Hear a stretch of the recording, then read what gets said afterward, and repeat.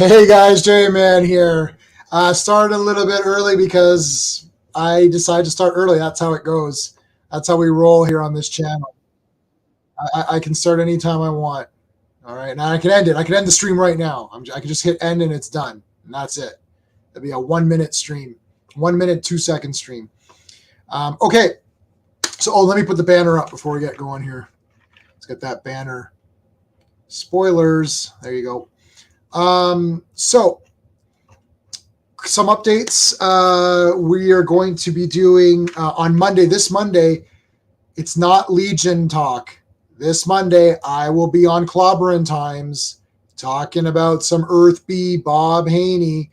That's on Clobberin Times channel. The link to his channel is in this description of this video and all my videos. So make sure you're there. For this Monday for Earthbee, it's going to be great. We're doing Brave and the Bold, number 125. So that's going to be super fun. That's on Monday. Then Wednesday, we're back for wrestling. So that's me and Steven, and we're doing the weekly Women of World Wrestling stream. So that's Wednesday. Thursday, we're seeing The Flash. So we'll probably do a stream on The Flash 1 week from today, open mic. That's going to be fire. Everyone's been waiting for this Flash movie. Anytime I do one of these DC movies, the streams are crazy. I think I can only have like 9 people on or something or whatever. So if you want to be on that one, it's going to be kind of like, well, I won't be first come, first serve. I'll have my regulars on first. So we know Steve's going to be there. We know Sean's going to want to be there. We know a couple of other guys are going to want to be there. So make sure you come early. Next Saturday, you want to be sure you're here early because these DC streams are crazy. There's usually a lot of fighting and yelling. There might be some fighting and yelling today. We'll see how it goes. If you want to join us in the stream live, of course, in the chat, great. We love having people in the chat. We'll try to interact with you as much as possible. If you want to come live on the screen with us, there's a link to StreamYard. You just got a camera, you got a mic. You don't need a camera. You can just use the mic if you want. Make sure you turn the volume down on the stream though, because then we'll get an echo effect. So if there's an echo effect, we have to boot you. All right. Well, let's bring in my usual. I've already got a couple of people backstage. Let's bring in my usual co-host first here. You get preferential treatment if we've been friends for over 23 years. All right. Once you're my friend for over 23 years, you'll also get spent. But then by that point, my friend who's been 23 years, my friend is going to be 46 years, my friend. So it's not gonna matter. Anyways, here we go. Hey, Steve. Hey, J-Man. I think it's 24 now. 24 years. Wow. All right. We're not going to go too long. Steve and I have a huge day tomorrow. We're going to be at the Niagara Falls Comic Con. We've got some wrestling celebrities that we have to meet tomorrow. Steve's got some photos booked up. I've got some photos booked up. I'm meeting everybody from the Terrifier Part 2. So Art the Clown, who's David Howard Thornton. I'm meeting Lauren Lavera, who plays Sienna. I'm meeting the boy in the Elliot is the actor's name, and Damian Leone, of course, who's the director. I've already got the autograph from the little pale girl. I got her autograph. So I'm going to have a nice Terrifier collection going. So let's say hi to everybody. Mordecai's in. Okay, so you're already backstage, so I'll bring you in, buddy. Thanks. TM Nerdy, just realized you wasn't subscribed. Oh my God, it's okay. We're going to forgive you. We will forgive you. And our good friend, the Stream Elements robot, the AI is taking over. You know, if we don't have the Stream Elements bot running, it just ain't a stream. If you don't, right, I agree. All right, everyone who comes in is going to get the Transformers intro. So let's bring in Mordecai with our Transformers intro.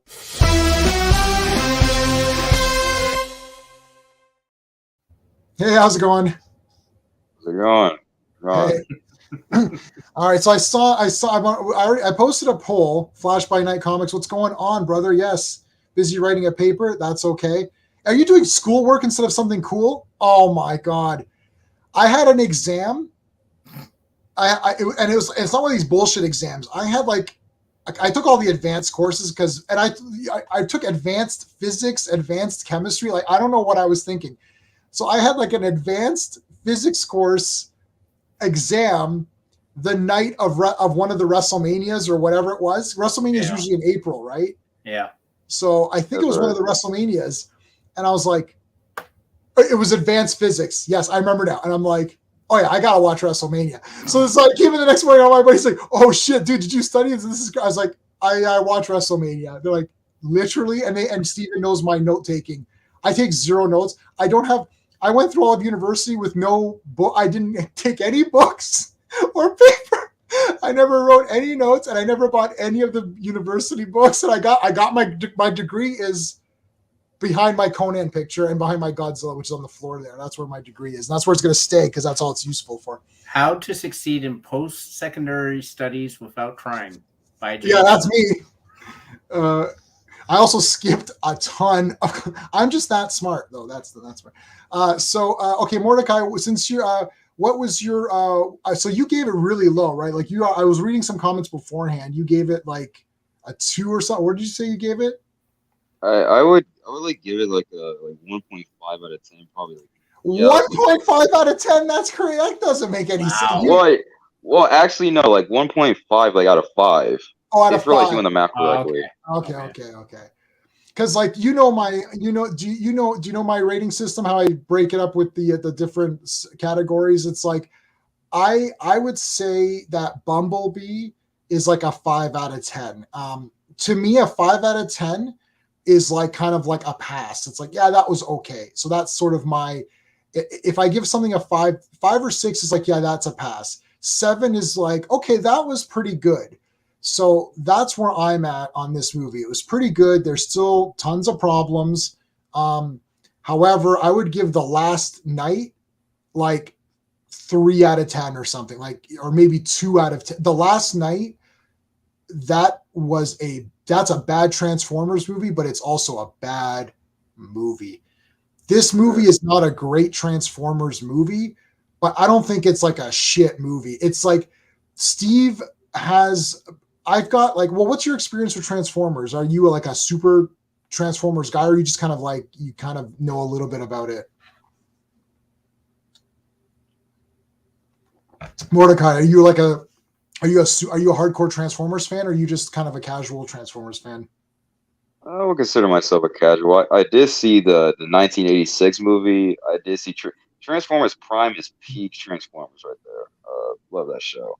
Okay. I've seen all 5 of the Bayverse movies. I saw Bumblebee and I saw this film. So I would consider myself a casual. Casual, yeah. Like I've seen all the Generation 1 stuff, obviously. Yeah. I did see Transformers Prime Up. I'll say I saw maybe like the first like maybe 6 or 7 episodes of whatever it was. I thought that was okay. I saw the cartoon movie in the theater when it came out as a kid.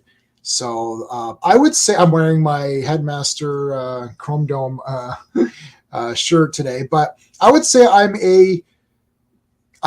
own everything up to, I don't know, I need Sean here. Sean couldn't make it. Of course, Sean's a Transformers guy, and he could not make it to the movie. We had a ticket, long story, he just couldn't make it. So Sean usually tells me what I own, because I don't even know myself. He's like, yeah, you have the first 10 years of Transformers. Like, okay, like he'll tell me what I own. I know I own everything up to Japan's maybe 3rd series. So I've got like all of G1, then I've got the Japanese 3 seasons that continued from G1, and then I have Beast Machines and I have Beast Wars, and then I have, I think, like a couple of the seasons after that, and then that's all I have.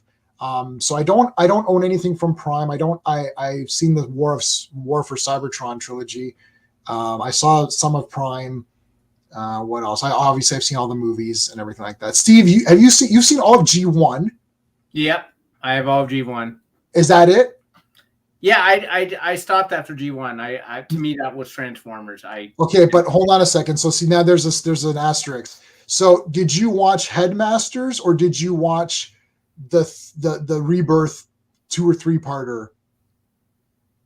Like, so G1 ends with, okay, so there's the movie. Yeah. Then there's the next seasons, which is basically the movie characters, Cyclonus. Right. Then there's a season 4, which is like 3 episodes or something like that. It's on that. Did you buy the DVDs? I have all the DVDs of G1. So it's on there. Okay. So that last season doesn't count for some people. Okay. Instead, you don't watch those episodes and you watch Headmasters. Okay. And that would be the end of G1. Okay. For some people. For other people, what you own is G1. Right. For other people, they count Beast Machines. Right. Yeah. Or Beast Wars, or whichever one, Beast or Wars both. Yeah. They count those also. I would say that what you own is G1. The Japanese Headmasters is basically an expanded. They ignore those 3 episodes or 4, and then they make their own continuity. So Right. my guy Chrome Dome, he's like the more prevalent in the Japanese one. He's literally on the cover. Right. So it's like that's So I would count that. But whoo, okay. So what? So Steve, what did you give it out of 10? I didn't actually do official space. Oh, you didn't do. You didn't, so whatever. You can just make it up. So maybe just think. Story, I would give a 1. Pacing, I'd give a 1.5. It did move fairly fast. Yeah, but you could still cut some bits. Yeah, you could still cut a little bit. Probably there was a bit of a murky middle, like when they were trying to go to Peru and all that. Right. Like you probably could have cut a little bit at the beginning, get to the Transformers faster, but like that's, nitpicking. Artistry, I'd give a 1 point. It is convoluted, man. Yeah. That's why I have an encyclopedia over there that actually combines the cartoons and the comics, and it tells you everything. Yeah. So the comics are way different already. Yeah, the comics are way different, and that's what I've relied on for a lot of my Transformers. Because after G1, as a kid, or whatever I consider G1, right. I stopped after that. Listen, right? There's the truth, and then there's your truth. Which one? Yeah, exactly. No, we're not playing that dumbass game. Anyways, I would say 1.5. It was a little bit dark at the beginning. Yeah, I agree. So that's 4. Characters, I'd give it a 1. Like right. I thought the characters were pretty okay. Like I didn't love anyone. I didn't hate anyone. 5. And then enjoyment, I give 1.5. So I give a 6.5 out of 10. 6.5 out of 10. Okay. So yeah, we're pretty close. We're pretty spot on. Yeah. So Mordecai, what did you not? Okay, so what did you? Well, I guess you not liked a lot of stuff. So what were the positives? What were a couple of the positives that you thought? Okay. Oh no. Okay. So hold on a second. Right. Did you have your eyes closed during that entire last 20 minutes of mega action? It was like that was awesome. No. What's his face? Pete Davidson as Mirage, amazing, absolutely amazing. He was good. Right. Peter Cullen as Optimus Prime, bro, he carried the movie. He was good. The third act is obviously the best part of the movie. That's what everyone's like here to see. Right. I looked at my dad. He was like, "Hey, yo, son, this looks like a lazy ripoff of Avengers Endgame." And I couldn't stop laughing. Like to a certain extent, it kind of did. Right. No, the opening of this movie, it started off strong. Like the first 10 minutes, it was good. Then after that, the movie completely just fell flat on its face after the first 2 minutes. And you know what's funny is I felt the same way about Bumblebee. I thought the first 20 minutes were absolutely amazing, going to Cybertron and all that stuff. And when you see the whole thing at the beginning and John Cena and that, and then it fell flat. I didn't feel that way for this one. And I feel the thing is that, first of all, this was the first Transformers movie I can remember where the characters, hey Joe, where the characters have some purpose. Because until then, every Transformers movie I've seen, the human characters have had zero purpose. Shia LaBeouf had no that's purpose. True. Megan Fox had no purpose. I love Haley Steinfeld. Her character had no purpose. She was a girl who bought a car. Right. And no miniskirts or anything like that. No. No. At least Megan Fox brought her assets to the she role. Did bring her assets and her orange skin. She did. I will. She was slightly tanned. I thought I like Megan Fox. She looks good, but I was watching that movie especially I think it was part 2. I'm like, it's part 2. And I know I appear whiter than I am. It's like that. It's like your little rear view mirror. I appear whiter than I am. I'm not this white. but my lights are like that. But like she looked orange. I'm like, Yeah. I was like, what happened to Megan Fox? Like she ate. Did you know if you eat a pound of carrots a day, your skin will turn orange? I thought she's liking her carrots, but she looked a little orange in that movie. But anyways, yeah. So I thought the characters had purpose where I haven't seen that yet. Things more or less made sense. I'm not going to say everything made sense because that would be a lie. But like I understood everything, which is more than I can say for most movies. And it seemed that it was like, because it's like, I like the fact that Optimus Prime was learning to trust human beings, right? Right. I did like that there was some sort of an arc. What is still annoying me a bit is that these are all prequel films. So they're trying to lay the groundwork for the 5 Bay films. And I literally like just expunge them from my memory is what I'm basically begging the universe to do. Yeah, go ahead. Sorry. No, I was going to say Comic Relief Crusader, who's in the chat. He's a super Transformers mega expert. So we'll ask him, but people are now saying, oh, this isn't going to lead to the base stuff. Well, why? It looks like it to me. Bumblebee doesn't talk, right? He did say a line from They Live, which was really cool. He said that I've come here to kick ass or whatever. Or chew bubble gum or whatever. I don't know. I don't remember which part. Right. He said kick ass. Yeah, he said the kick ass part. So he said that's cool. But like, okay, or you could just have him talk. I don't know why you can't have the guy talk. Like, why is this? I don't think that gimmick is very smart.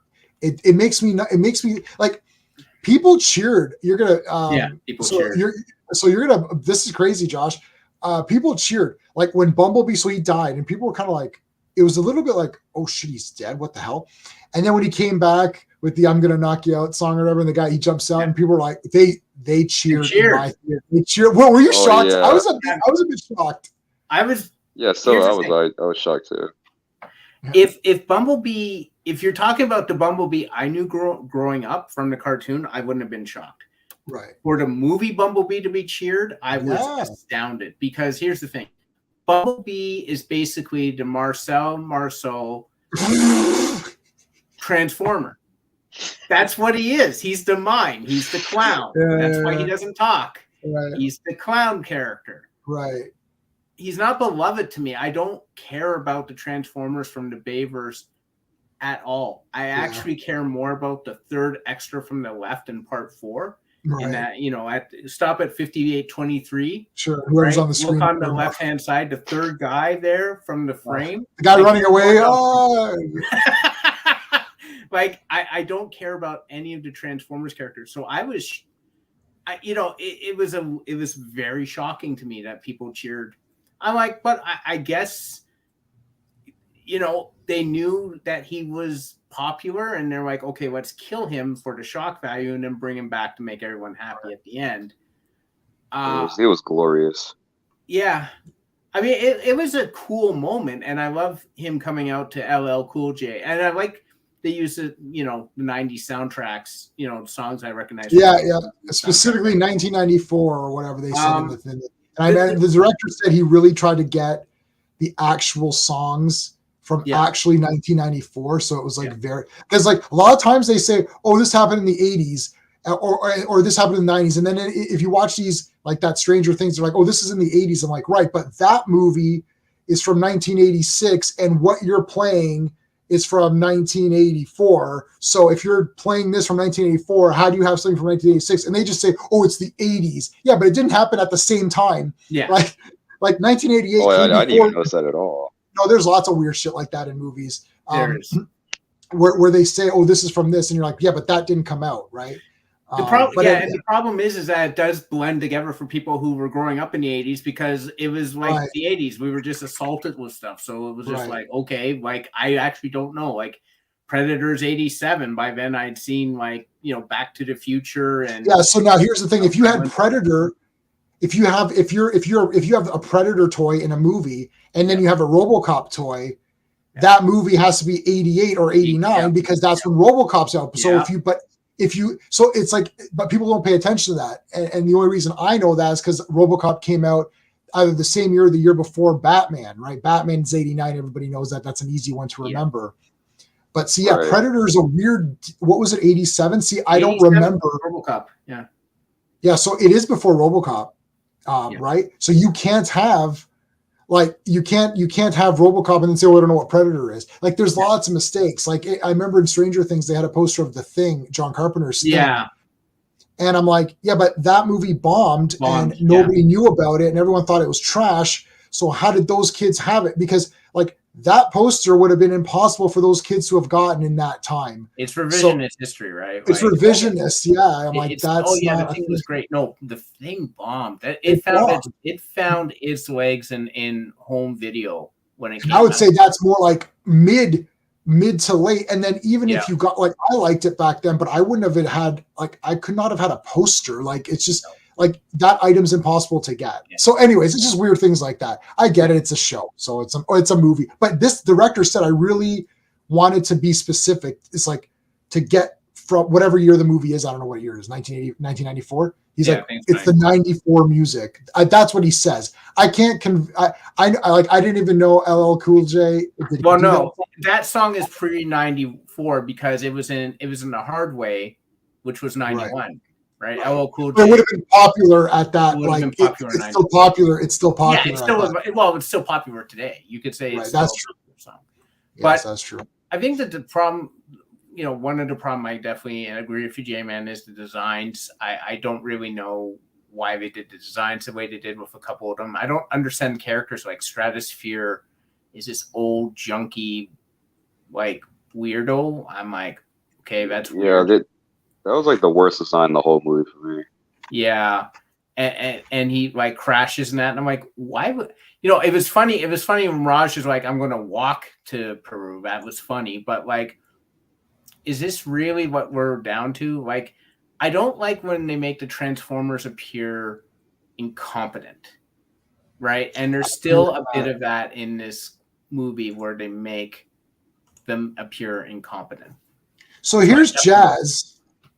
Right? Okay, so this is Amazon's Transformer Deluxe Autobot Jazz. That's this. That's Jazz. Okay, but that looks like Mirage in the movie. Yeah. Why? I don't understand. Why not just in the movie? Mirage has Jax's car, I think, in the movie. This is Mirage in the this is Mirage. He's a race car. He's a race car. Now I understand that they wouldn't have a race, but why couldn't a rich guy, let's say there's a rich, they're supposed to be robbing from that parking lot at the hotel or whatever, the rich hotel or whatever, right? So there's a banquet going on or something. So they're gonna steal somebody's car. It's gonna be one of these rich guys' Porsches or whatever. But why couldn't they go to some guy's house and have a private collection of race cars and he steals this race car and it happens to be an Autobot? Or make that car Jazz. It's weird things. This is Mirage. Jazz is that other car. So why not just why not just make it Jazz then? It's just so weird to me. I don't understand why. Well, I also didn't understand how Mirage was able to transform into different vehicles. I was really thrown off by that. And then I sat there thinking, well, maybe the different forms is a Mirage. And I started to write that. But then he became the exosuit at the end. And I'm that's because he joined with them. His parts joined with them. What you said was right. They were Mirages. He could look like other cars. Hold on a second. Let's bring in here. Let's get Comic Relief. We'll give him the Transformers intro.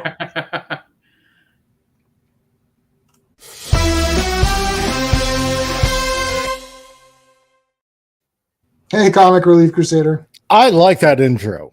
Yes, I figured you liked that one. So why didn't they make him Jazz? Is there this? Okay, so hold on. I'm going to pick your brain for just 2 seconds.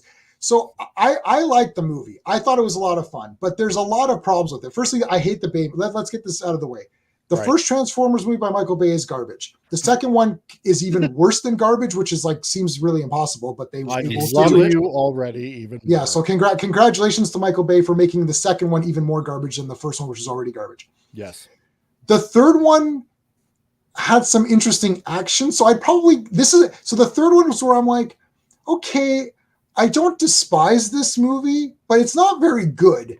So I would call it like maybe a 3 out of 10, or maybe a 4 out of 10, maybe 4 out of 10. Right. I can tolerate like the third movie. Yeah.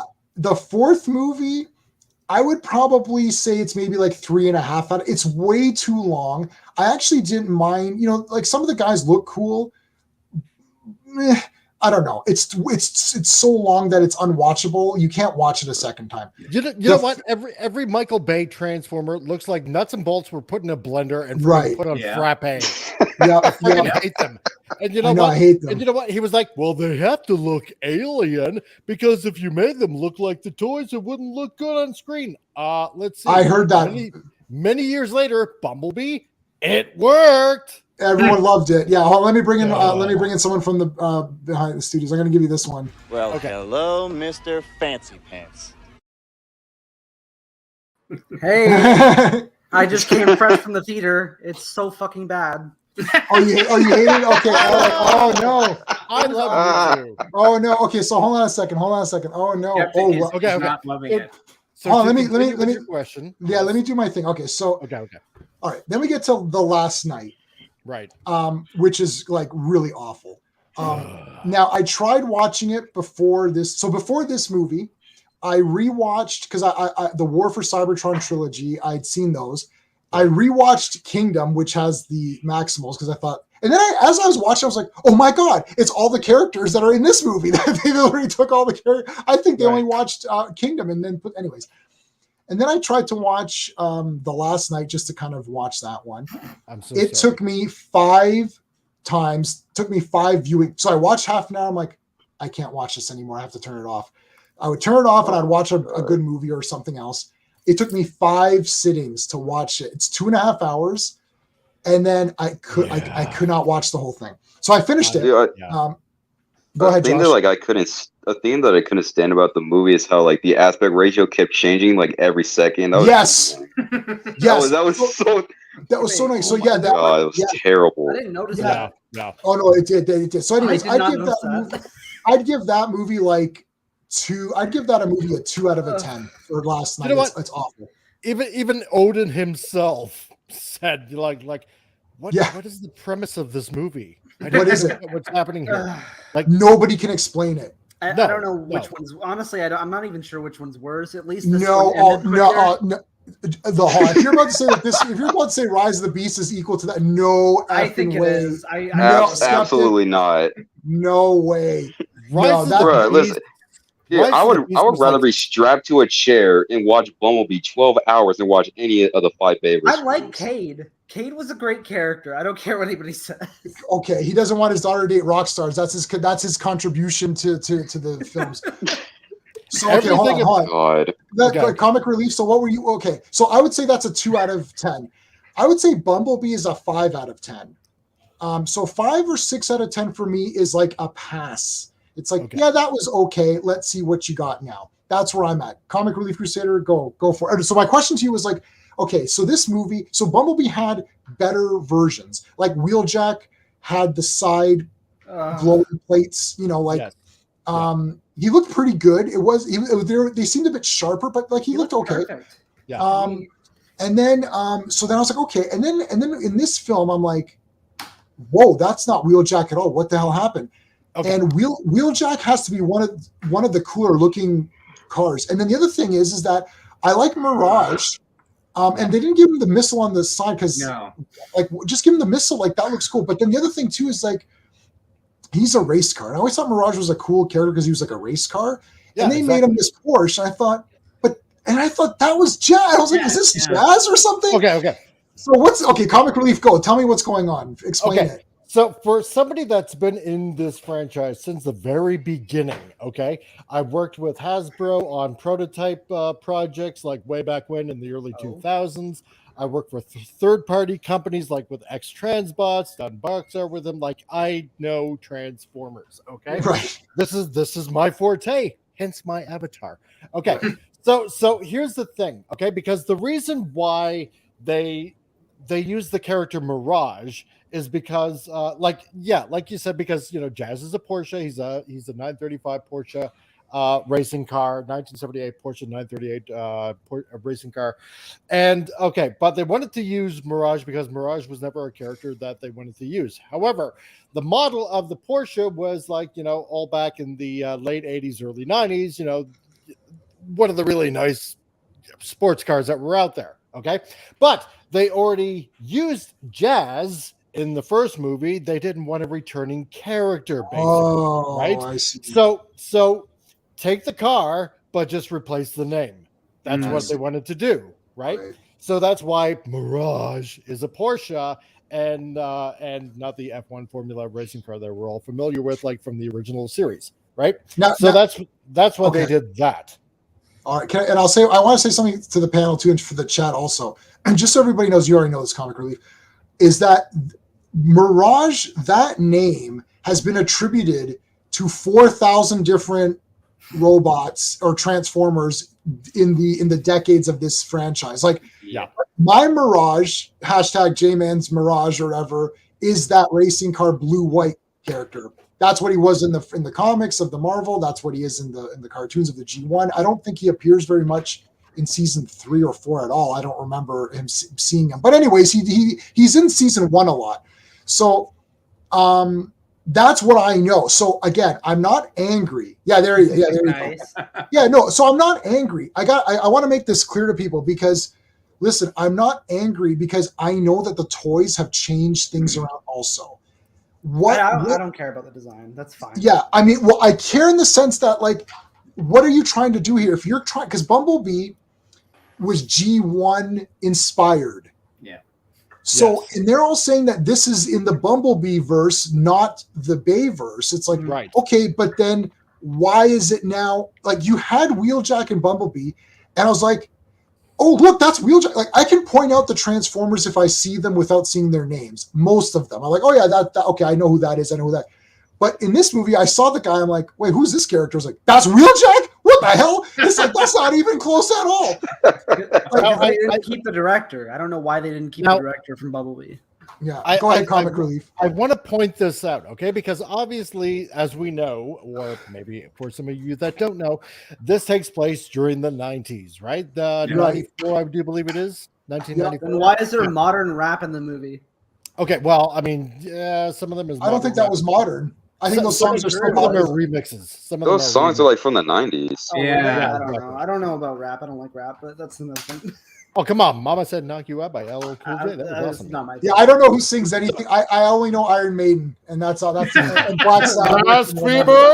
No, I only know the classic. I only know the classic rock and metal and power metal and whatever. I want to know if anybody noticed this, okay? Because, mentioning the year 1994. Okay, what is one of the big shows that was on TV during the 90s? Can anybody know that? Okay, there's Fresh Prince, yeah. But there's one key show that was on prime time, one of the big 3 networks at the time. Friends, I guess. There's that. There was Family Matters. Oh, yes. Oh, yeah. Oh, Family Matters. They made him Urkel. I got you. They made him Steve Urkel. Oh, dear. Right. That's with the glasses and everything. Now, look at the glasses, and you look at the front, okay, and it looks like he has the suspenders on the lower half of the chassis. I didn't even think about that. I hate that. They made him Steve Urkel. Yes, you're right. They made him a joke in the movie. He's not even cool at all. Well, that's why he's Steve Urkel. Yeah. Steve Urkel. Yeah, they made him Steve Urkel. Okay, I gotcha. Yeah. Now, if nobody caught that, I was probably maybe the only one that caught that. It's like, oh my God, they made him see. They literally made him Steve Urkel because my 13-year-old daughter was like, "That's Wheeljack. That's not Wheeljack. Wheeljack has the side light up, talking blinky lights on the side of his head and whatnot, and he's a sports car. That isn't Wheeljack. Like, what the heck, Dad? Hold on. I want to address this. Joe, no, Mirage can do holograms. Yes. He can. So the reason you don't know that is that was featured only very slightly. And what happened is it's exactly what you said, because at some point I don't know what episode it is, but they're like, well, Hound also does this. So they're like, okay, that's going to be redundant. And they just made Mirage disappear. Like, he'd have that little purpley box and it looks like Dune. Remember the Dune where they had those, there was no conflict. Yeah, but he could do because he in the pilot or I don't know the third up whatever I don't know how long the pilot. It's like 3 episodes. Three episodes. Yeah. So in episode 3, Mirage becomes a different. He becomes invisible in that one. No, but he definitely makes mirages for sure. He makes holograms. I'm 100 comic relief if that's correct. He makes yes. Hound. See, in the comic books, yes, Mirage actually can create holograms. However, in the cartoon, they didn't do this because there would be a conflict with Mirage, and they wanted them all to have looking like they had different powers and stuff like that, so to speak, right? But if you look into the Marvel universe, way back when, the Marvel Transformer universe issues with Mirage. And I'm looking at it right now as I bring it up because I'm just that kind of guy. Because I'm so anyway, but I'm going to bring it up. Mirage. There we go. Mirage. Okay. So abilities. Mirage carries a rear-mounted electro disruptor, which is able to interfere with the circuitry in the opponent. Blah blah blah blah blah. Okay. Yes. So he can use the disruptor to give himself the illusion of different physical appearances, which he can sustain up to 6 minutes. Right. So he can all of this contributes to his effectiveness as an intelligence agent because Mirage is an intelligent agent or counterintelligence. So yes, he can create holograms. Right. It seemed very intelligent in the movie. Yeah. Well, I mean, again, okay. So what would you? So Josh, sorry, what was your rating? Josh was here first. What was your rating on it again? 1.5 out of 5. So 3 out of 10. That's right. Yeah. Wow. Okay, Comic Relief Crusader, what was your rating out of 10 if you gave one? Out of 10? Okay, well, I didn't hate this movie, but I didn't, it wasn't good, but it wasn't bad. I'm going to give this probably like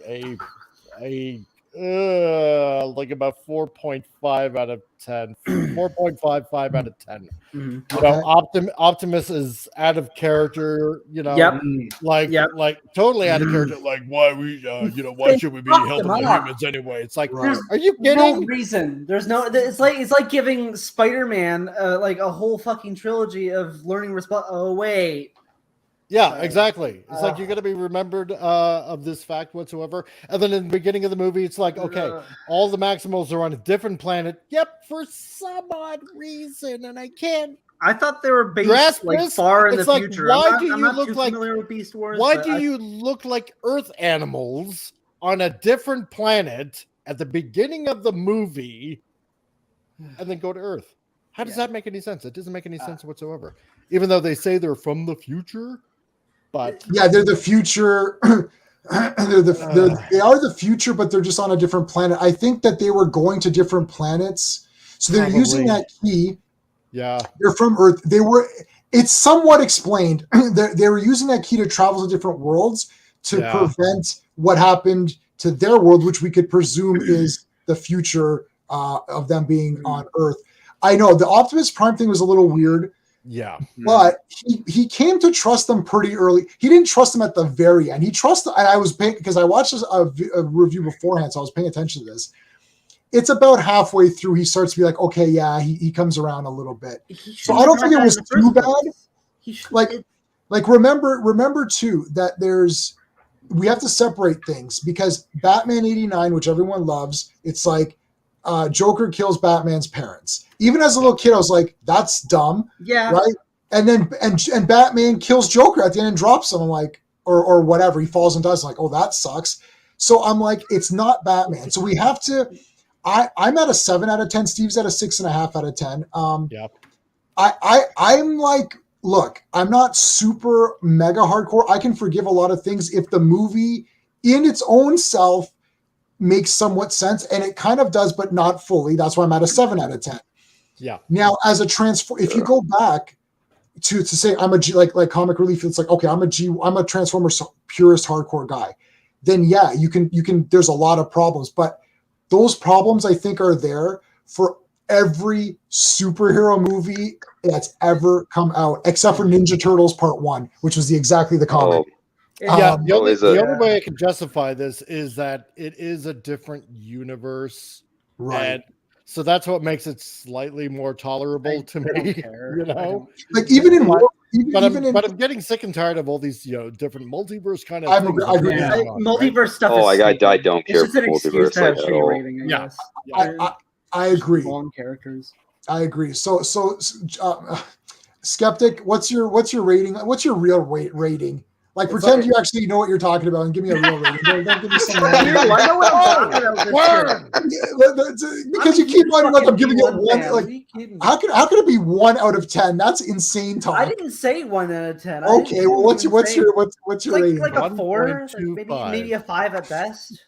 5 out of 10. I mean, okay, there were some things I liked about it. I didn't completely hate it. The Legion, how's the it going, things that brother? I didn't like about it really fucking pissed me off. And I was really looking forward to a post-credit scene, at least of something.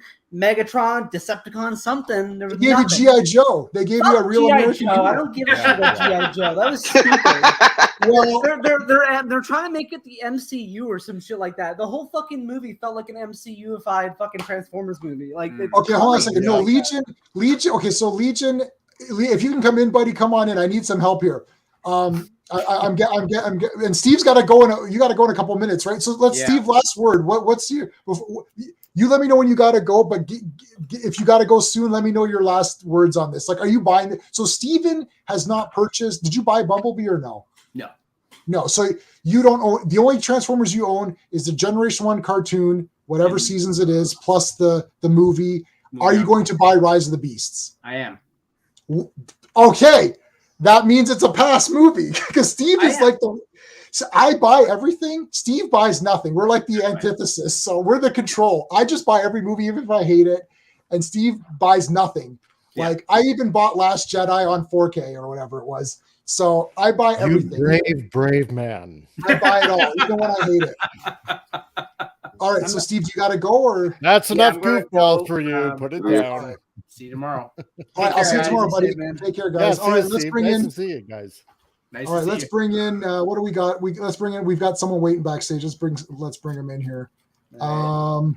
Now, was it just me, or did near the end some of the CGI looked really horrible? I'm sorry. I wasn't. Hold on, let me bring in. Okay. Right.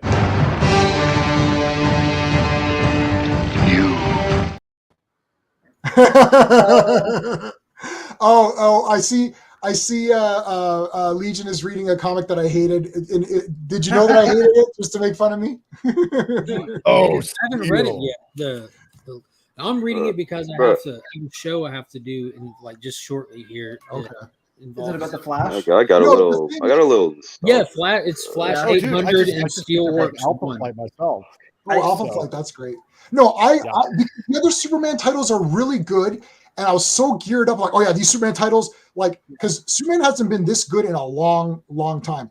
So I'm jacked. I'm like, fuck, here we go, Steel. I'm like, this sucks. It's like nothing happened. I'm like, really? So the intro speech he was giving, I just got getting past that. I feel like I'm on the first page past that. The intro speech was actually pretty cool. The Superman family rolling in, but and then after that, it's just like talking. Yeah, I'll see where it goes. Yeah, I'll see. I'm hoping you might like it. And I had a couple people saying I'm an idiot for not liking it, but you might be. The thing is, the other Superman titles are so cool. You're like, what's going to happen next? This is just I don't care. I don't know. So Legion, you liked because I gave this a 7 out of 10. Josh gave it a 3. Comic Relief gave it a 5, right? And sorry, what did you give it? Skeptic a 5, or is that your 4? I guess 4. I don't know. It's a little under average for me. Under average. So where are you at with your rating? Am I supposed to be doing something else with my camera? Is that a thing? No. All right. Here we go. Everyone's putting their. I just use my face because that's the drawing point, right? To the stream. Yeah, that's why I showed up. J man. Yeah. But I've just on the number scale. What did I think? Yeah, I mean, I don't. Or you don't have to. It's just I think that this was an easy, between a 6 and a 7. Easy. Yeah.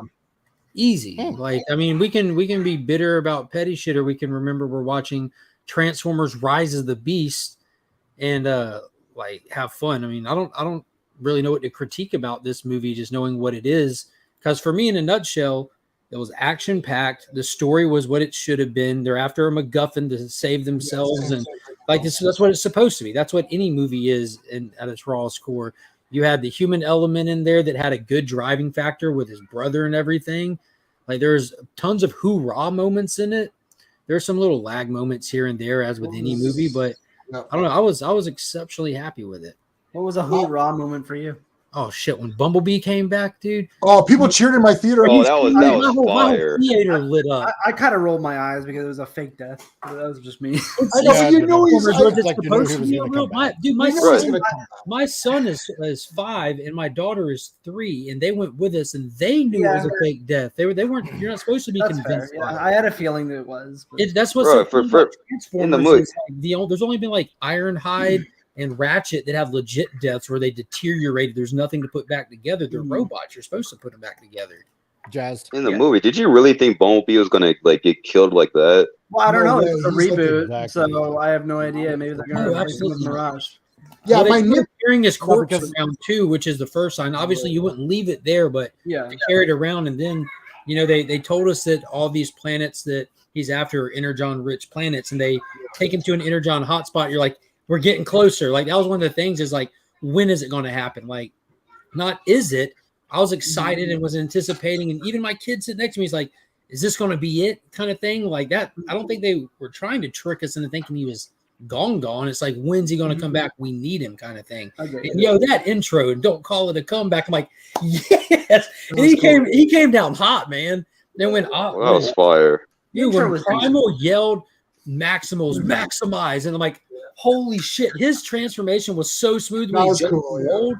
And I was about to type it in the chat. That final Optimus transformation when they were running from the explosion and Noah's on his back, my mind warped when he's like doing the spin around. Like, holy shit. At least it is a good sequence.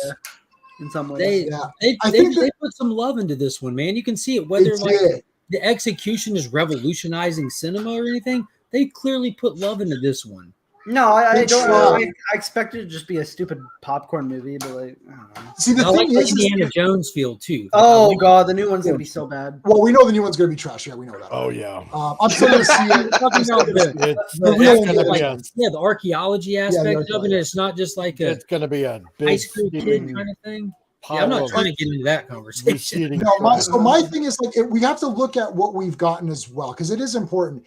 Remember, this is the first time where the humans felt like they did something. So that's a check for me. Like it was like, oh, this girl's useful.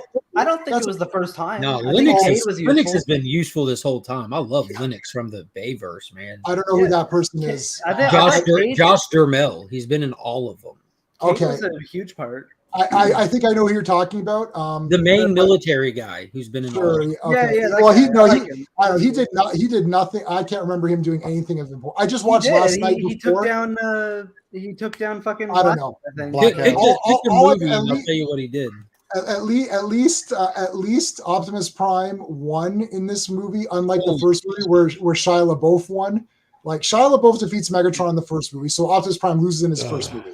I don't know. And the second movie is just garbage. We know that. Well, he gets killed in the second movie, but then he comes back and like wrecks the film. Sure. Yeah, I don't know. I'm not sure if like Optimus Prime executes people or whatever that. I don't know what that was.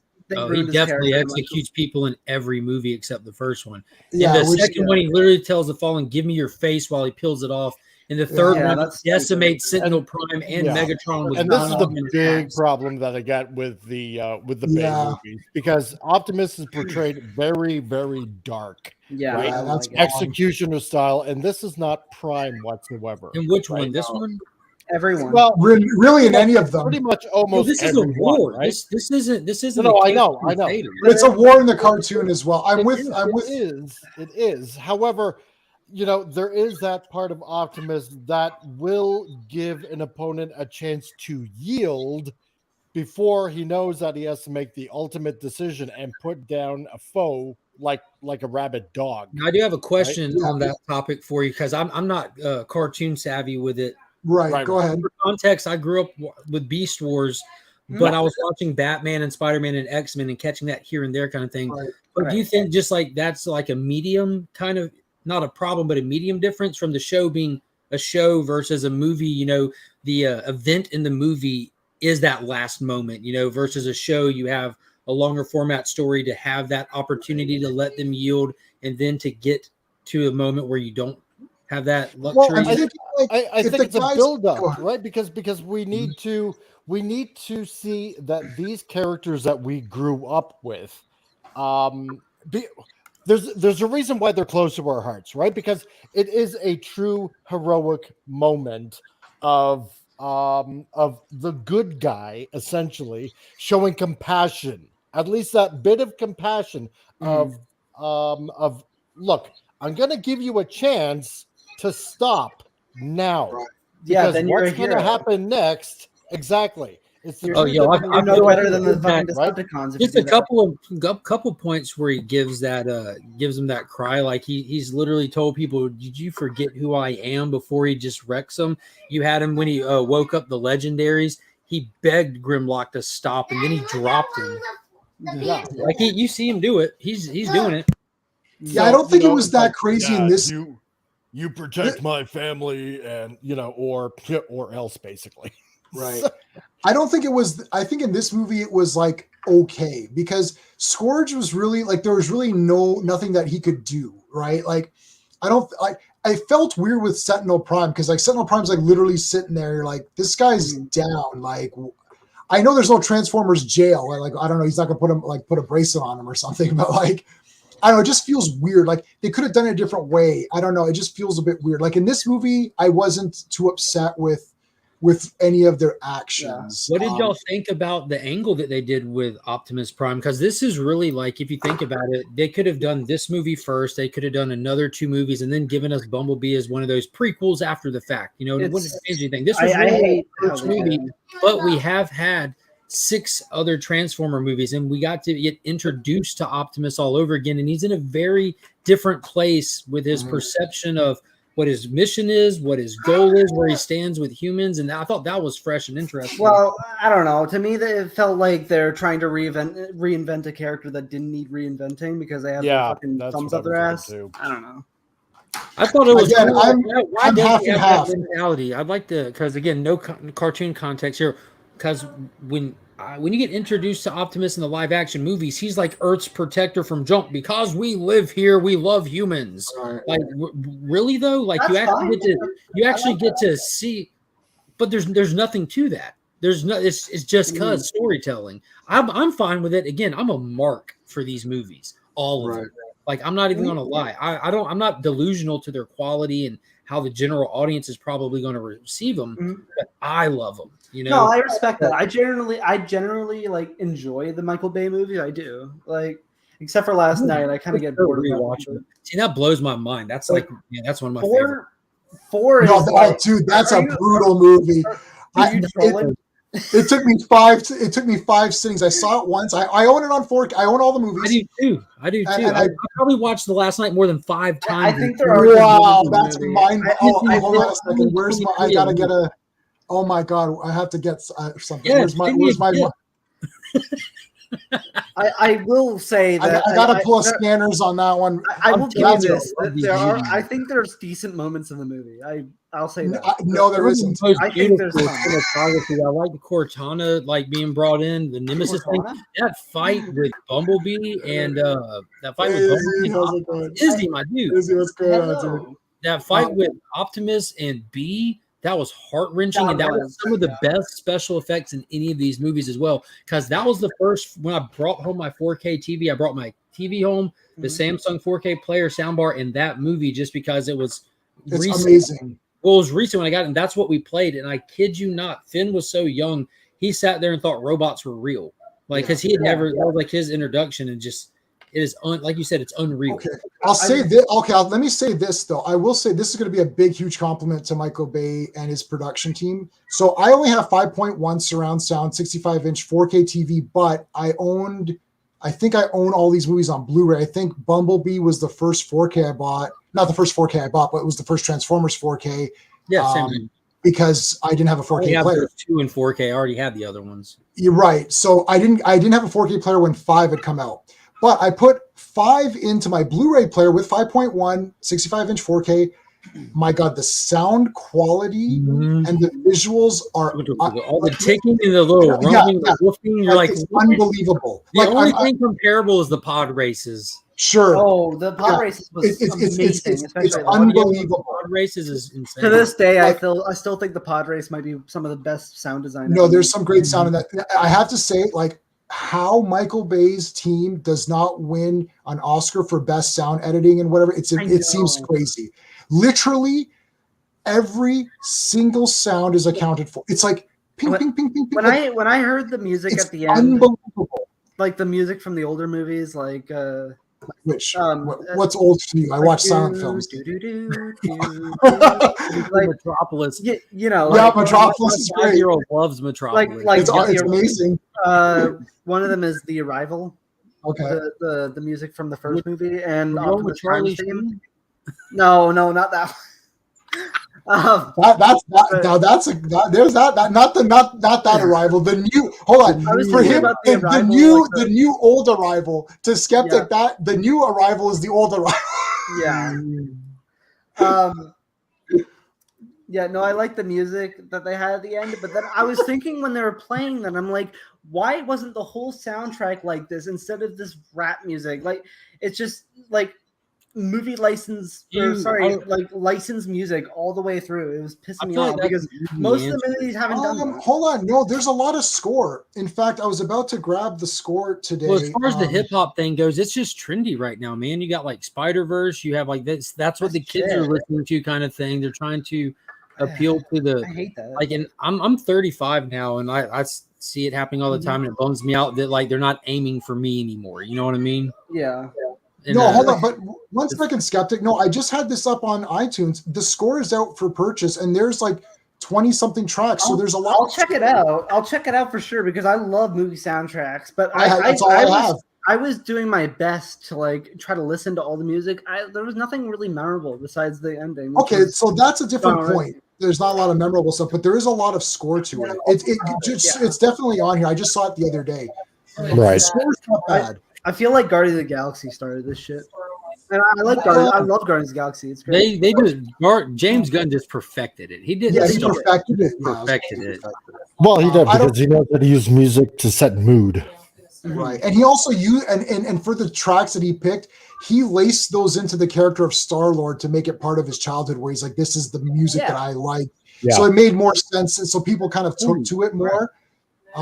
It just I don't like rap or hip. Is it there? Yeah, there's a lot. So, exactly. No, I just saying the score's there. Yeah, that's massive. But it's still, a massive score. but to be like that's like when there's like a driving scene going, or just them talking. That's a lot of. I mean, I could play any of it now, but I don't want to do that. No, don't. I buy scores. I just got Sword and the Sorcerer, and I just got what was the other one I just got? Like on disc. I'll get the CDs if I can. I have tons of soundtracks, and it's all scores. I don't know. I'm an Android user, so I just have access to everything except Garth Brooks that exists for the price of my YouTube Premium. Yeah, I'm like grandfathered in at YouTube Red at $10 a month from back in 2015, and it gives me unlimited music as well. Oh, nice. I like buying I mean, I can obviously get it through any way I can, but I like buying the. Like buying the CDs. Like back alley favors? What do you mean anyway? I've got some CDs, bro. You have CDs. I'm saying I have official CDs. I'm saying I bought. You can get the digitals any way you can, right? So those are the Optimus Prime's like a character arc. I didn't need it. It's not anything that I needed, but I mean. I'm not against it. Like I think he learned pretty quickly to trust humanity. He wasn't like he hated humans and then became to love them. He was just like, we need to protect ourselves. And the whole point in the movie was that Noah's like, we got to protect the humans, and Prime is like, we got to protect the bots. So we have to now learn to selfish mentality when you're not in a what about me situation anymore. You're in a cohabitating situation. The Autobots are here. We can't do anything about that. The humans are here. We can't do anything about that. They were being short-sighted.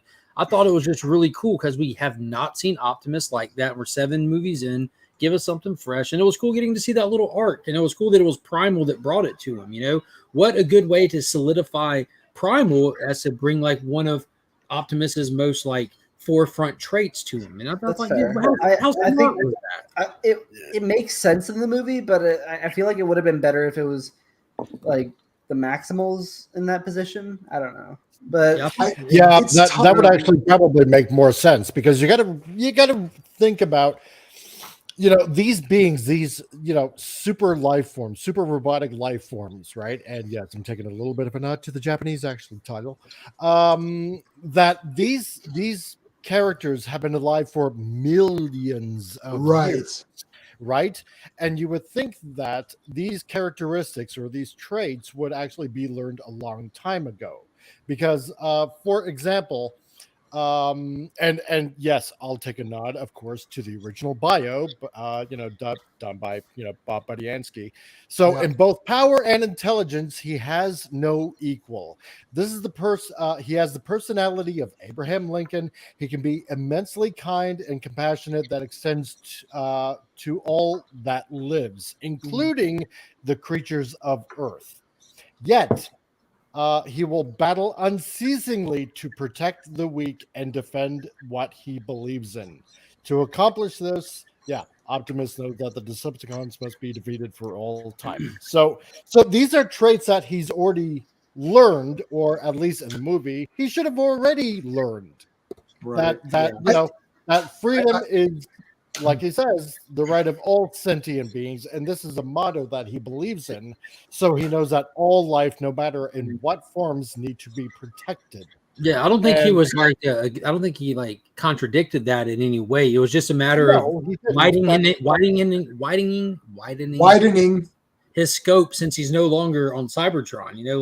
For all we know, as far as like information via the movies, is he's only lived on Cybertron, and now this, and his mission is to do all of those things for his immediate people who need it the most. The humans aren't in any more danger than they are. If they don't do what they need to do, then the humans are screwed too. But it was just like I said, it's just widening that. That's not how it was in the G1, though. I mean, see, the problem is, okay, I don't know. if this is Transformers is a very weird property because we have different countries involved, right? Like G1 starts off, okay, it's the American cartoon, and then Headmasters is Japanese cartoon, which ignores the last season and makes its own season.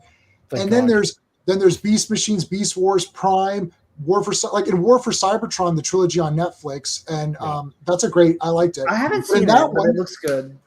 In that one, Ultra Magnus, who's my boy, I only have 2 G1 Transformers, Ultra Magnus right there, and my shirt who I'm wearing, which is Chrome Dome.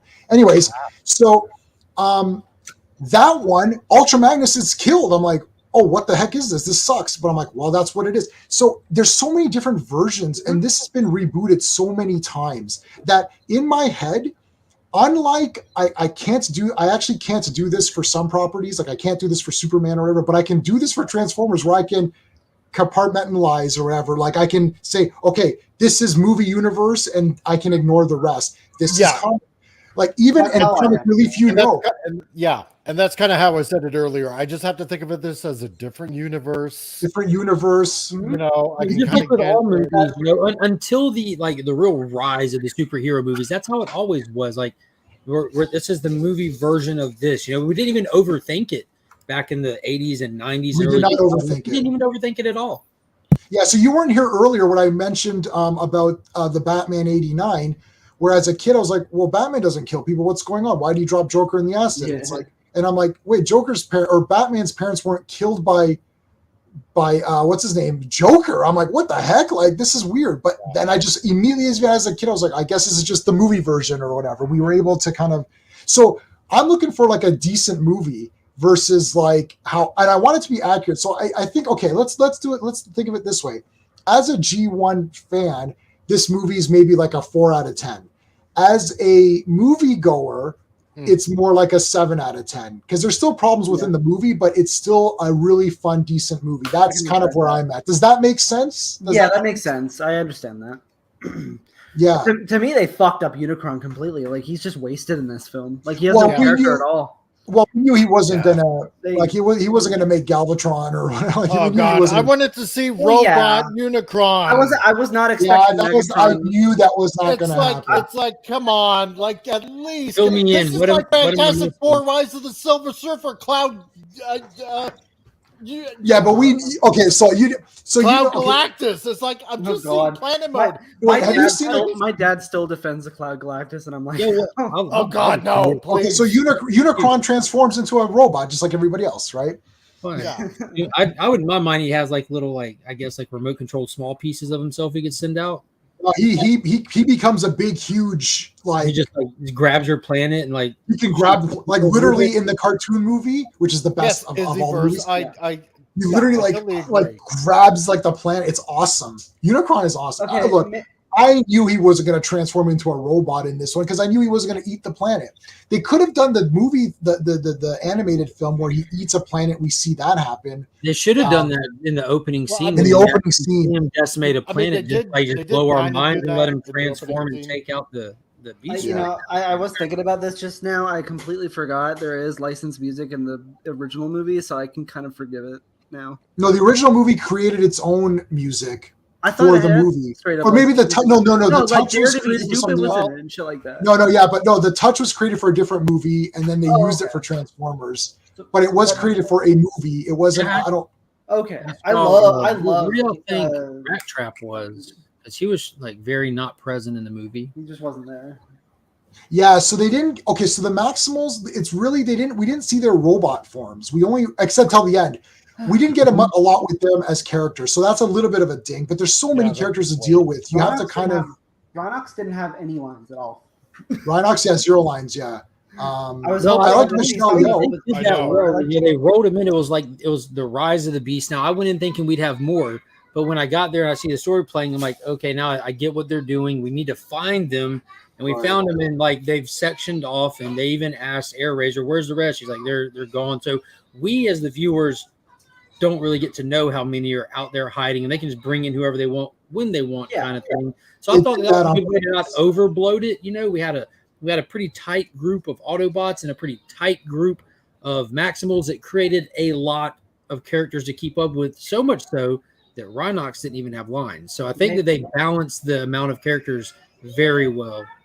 Maybe it Equals should have been FF. 20 minutes longer. So they could No, but okay, but hold on a second. I don't No. know. Oh, is he? No, dude, help me out here. It ain't Fantastic Four 2. Because Galactus is not a cloud, but Unicron is that thing. The thing that we saw is Yeah, still no, Unicron. he looks great. He looks Y'all great think, in the in all movie. seriousness, y'all think Galactus was a cloud in Rise of the Silver Surfer? Y'all Yes, think he he was. He's Y'all in the think- cloud. His ship he is in in the the cloud? cloud. You Oh, I realize- didn't know that. I think what you Izzy see You see Verse his is helmet. getting to- You see his helmet. Really? I you don't, do. I don't remember There's- But I that. think what There's what two Izzy parts Verse in is that getting movie to- where you see that there's an actual Oh. ship in the cloud. They're not. There's I a had ship no in the idea. clouds. I haven't seen They Rise of were the Silver thinking Surfer when they were since, making like, that movie that there'd be a third one. Yeah, but we should see that. Well, We should see the ship, not a cloud. Yeah, go I ahead. don't Colin. disagree with that. I think what Izzyverse is getting to is like, you wanted to see Galactus, not, a silhouette in a cloud, right? Yeah. Right. Much the same like how we wanted to see Unicron as his robot form. And I mean, we see Planet. That's great. That's exciting also. But, look perfect but there. never seeing him transform as, Galactus size, let's put it that way, robot form. That's what I also wanted to see too. And that's what I think a lot of people were disappointed about in like lots of Transformers groups that, for example, on Facebook. It's like, the movie was like, it wasn't good, but it wasn't bad. But it wasn't Right. bad, but it wasn't good. And, it's like, frig, I wanted to see Unicron, like Unicron robot form, right?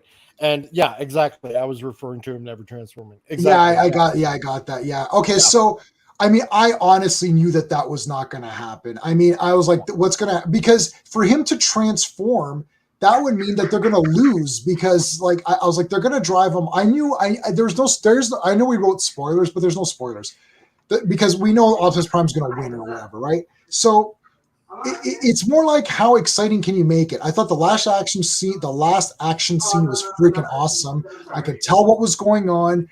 Even though I did not like Wheeljack's design, at least I could tell which robot he was. Like, that's one of the biggest issues I've had with the previous films, not Bumblebee, but previous to that, where it's like I'm like, okay, I see Bumblebee, I see Optimus Prime, everyone else looks a bit weird. It wasn't until part 3 or part 4 even where I'm like, oh, okay, that's this guy. Okay, I know who this. Like, I didn't know who the characters were, like because they had no characters. They're just there. Yeah, they all had the same character. They're all wisecracking robots. That's the only character Michael Bay can write. Everyone's the same character. Yeah, but like at least I could tell who they were. But this one I could really tell. I'm like, okay, yeah, that's RC. I can tell. I don't need someone to tell me. Remember in one of the Michael Bay movies, they actually had to write it on the screen because you're like, who is this character? Oh, that's this person. Like, sure it is. It was Devastator. Devastator. I know they wrote Devastator. That was in the first film when they could were have made him green. calling them to the when they were speaking in like whatever language, calling them to the battle, and it was I really like the detail writing, and then it would TikTok. You know how you could have made this? Sorry, Legion, go ahead. No, that was it. That was it. Oh, okay. You know how you could have made this 10 times more exciting, right? You know exactly how that. Okay, portal opens up, right? Unicron is called, and to give the entire planet, Transformers and Earthlings alike, that ultimate fear of doom and gloom, right? Start to transform into robot mode. Then you take Optimus and quite possibly like Optimus Primal or something like that. Somehow find a way to start, I don't know, like rocket pack all the way up to Unicron with Prime that has the Matrix inside him, because I can only assume that at this point he probably does have a Matrix inside him, because this is separate from the Michael Bay movies or something like that. Fly towards Unicron. I don't know, because Optimus Primal had his this portable rocket pack thing that he had, right, like in the original Beast Wars movie, right? Mm-hmm. So fly up on their way to Unicron. Somehow make it into Unicron as he's transforming into robot mode or something like that, and they're going up against these hordes of his little minions or something like that, fighting inside of Unicron as Unicron is preparing to like destroy the entire Earth, right? And then just as they make it to some sort of pivotal point inside Unicron, right? Because Optimus Primal actually does have a Matrix himself as well, right? And that goes into the Beast Wars 2 movie that Japan released. So, but that's another thing altogether. Right. And both release the power of their matrices and defeat Unicron that way. That would be good. That would have been truly 100% more epic than, we're just going to destroy this portal on Earth made with shabby CGI technology that really looked bad. Oh my God. For some reason that the thing with that is that though, what's the next movie? Well, you never Megatron introduced versus Megatron yet. Yeah. Yeah. Okay. So then does he defeat Megatron in that movie? He was only alluded to in Japan as a silhouette when the Bumblebee movie was coming out. Really? Right. Okay, so first movie they defeat Unicron, in the second movie they defeat Megatron, and then the third movie or something, I don't know. Who knows? Yeah, so I'm saying you hold on. We're thinking about Unicron based on the animated film, which is one of my favorite movies of all time, and it's 10 out of 10. I love that movie. But that is a conclusion to 2 seasons of story, then brings about a new chapter in history, because all of the old Autobots are pretty much killed off or whatever. A lot of them are killed off. And we have new Rodimus Prime, Cup, Ultra Magnus, RC Springer, Blur, Perceptor, all these newer guys to lead the way. And then they're all done by the time Headmasters comes in, and then it's Headmasters. So the way that these movies work is that, the way that the cartoon works is that it always concludes itself by removing the old toy line, bringing in the new toy line. But in a series, traumatizing to children. They don't necessarily have to introduce Quintessons or something like that. But in a series of films, remember, the films have to play to generic audiences, and they know Optimus Prime, so he has to stay. Yeah. So if he has to stay, there needs to be constant challenges to him. It's in a cartoon, it doesn't matter because they kill Optimus Prime. Sorry? We've only ever had one movie with Hot Rod. Hot Rod was a French weirdo. God. Yeah, he sucked. He's my favorite Transformer, and he sucked. That's right. My name is Hot Rod. Yeah, I hate it. I despised it. He's my favorite fan, and I love Hot despise Rod that. too. Sweet Lord. A lot of Jesus people give Christ. Hot Rod shit, but I like Hot Because Rod. it was trash. Because it was absolute trash. There's No, I mean, you're no, not. I mean, Time. I mean the original character. Like, Oh, you mean the original character? No. The original character is awesome. Yeah, Yeah, a lot of Rodimus people didn't Prime like is him though. Dude, he was awesome in the last night. I stopped the time. No, Yeah. terrible. Well, I stopped the time. I I'll thought tell you. Ah, Listen, good I'll tell for you. You're not gonna. Nobody's gonna win this battle against me on Hot Rod. You just pick your battles. no, You're not gonna win on Hot Rod and Last I'm Night. just poking the I bear. agree I with like you. it. I have no context outside the movie. So that dude, that random guy named Hot Rod who Yeah. stopped the time was awesome. It's he was terrible. really bad. But I He had a was really feeling, not to give an excuse, but I had a Right. feeling that he wasn't gonna have that stupid accent in the next one because they did say in the movie, and I watched this not too long ago. They did say in the movie that he's faking the accent. So Yeah, I know. I remember they said they. He said he's Yeah. faking it. yeah, Yeah, he says he's faking the accent. No, He I'm just- being he- facetious there. Oh, okay, good, yeah, because I like Rodimus how they Prime did is that with awesome. Wheeljack in this one. That was one of the funnier moments too, when Noah starts talking to Wheeljack, who has the Oh, he's got the Hispanic Spanish accent or whatever. Yeah. Yeah, Yeah. I mean, either way, this Unicron is Transformer 10 times Urkel. better than the one that they were planning. right. So again, you have to look at the Unicron that we got previously, which was the Last Night, and that was terrible. How can Unicron beat Earth? It's like that's like super nonsense. It's like they're taking We don't know. We don't know what they Transformer were going Prime. to do. that was nonsense. So Legion in the Unicron in this is more what it is. He is just this devouring entity. Yeah, It's I have Galactus. an idea. Like I'm more than aware of like toys, and I'm very aware of toys. Right. I know the concept of Unicron. You know, I don't Okay, know all the fine details. You got to watch the movie, the 80s movie. Holy shit, he's a real person. I am. Oh. You just Yeah. transformed These- from an I avatar. helped design these two. On top of that, Well, that's That's awesome. awesome. Yeah, he worked and helped design some What, some the Transformers. Quintessons See, back there? that's badass. Yeah. Yeah. Nice. yeah. For Yeah. X Transbots, there's Doctor Egg, which is the Quintesson judge, and then right over there is one of the Oh, well, prosecutors then- from the movie. What do you think of Quintessa then? Oh God, I hated that. Oh. Oh no! Are we talking? No, don't talk about the Burn it. base stuff. Okay. Can I ask y'all, since I have people here that are knowledgeable of it, because I enjoy all this shit to myself and my little family. That like this is, we haven't gone down the rabbit hole. Like I can run around with you on superheroes all day till the cows come home, but Transformers is just something that my dad never collected. I just it just. But what's the deal with Quintessa? What? Go ahead, what's the comic. origin or That how- poster right there, Oh, that's cool as fuck. signed by Peter Cullen and Frank Welker right there. That's I got huge. him to sign my own scale chart that I sell worldwide. Dude, that's amazing. I know Metroplex. I keep forgetting what that fucking Decepticon dinosaur looking thing is. I forget what it's called. Tripticon. Tripticon. Okay, thank you. So what's Yes, what's Quintessa's story like outside of the movie? What is she? Apparently, she's one of the 13 primes. Apparently, in this Bayverse. No, I mean, does she only exist in the Bayverse though? Yeah, as far Yeah. as I know. Thank Okay, God. that's what I was wondering. I didn't I know. thought they tried to make her just one Quintesson. Well, Shouldn't there be four see, that's experimental the weird thing four too, because in Age of Extinction, right? Because in the beginning of the movie, you Mhm. see these alien ships that are coming to Yes, she has like a and, hand and stuff. and that was supposed to be the Quintessons, Mhm. right? Dropping But the they seed. never fully fleshed it They- out in the they movie just- because they just wrote it out, right? Because They they didn't know changed his exactly mind, what yeah. to do with it. Yeah. So it's like, oh, now we're gonna bring Quintessons back, like in the next movie, and then they once again Bay lied and turned it around, and it's like, oh no, it's gonna be a Transformer. And Well, then- Michael Bay has never lied ever. Optimus Prime does not have lips. It's like, dude, you told that lie 1 week before. He literally, everyone saw the lips on Optimus Prime, like, whoa, this looks like trash. Why does he have lips? Like he should just have the faceplate. Yeah. He never had lips. And then Mike, and literally, I've had this conversation with numerous people. Why the fuck would he only have a faceplate? The turtles well, are it doesn't aliens, matter. guys. That's what he has.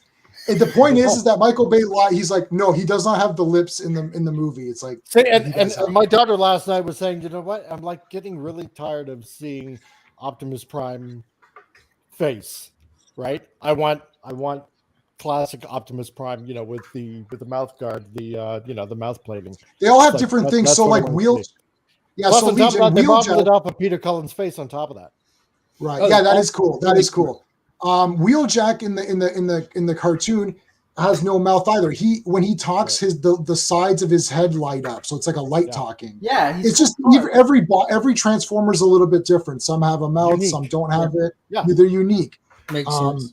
So that's why it's just weird. Cinematically, I mean, it is a fantastic idea to give Bumblebee the drop downs, to give Optimus the, like you said, the mouth guard. You know what I mean? Like cinematically, it makes sense. But I feel what y'all are saying. That's pretty cool. J-Man, RC was pretty unique in Revenge of the Fallen.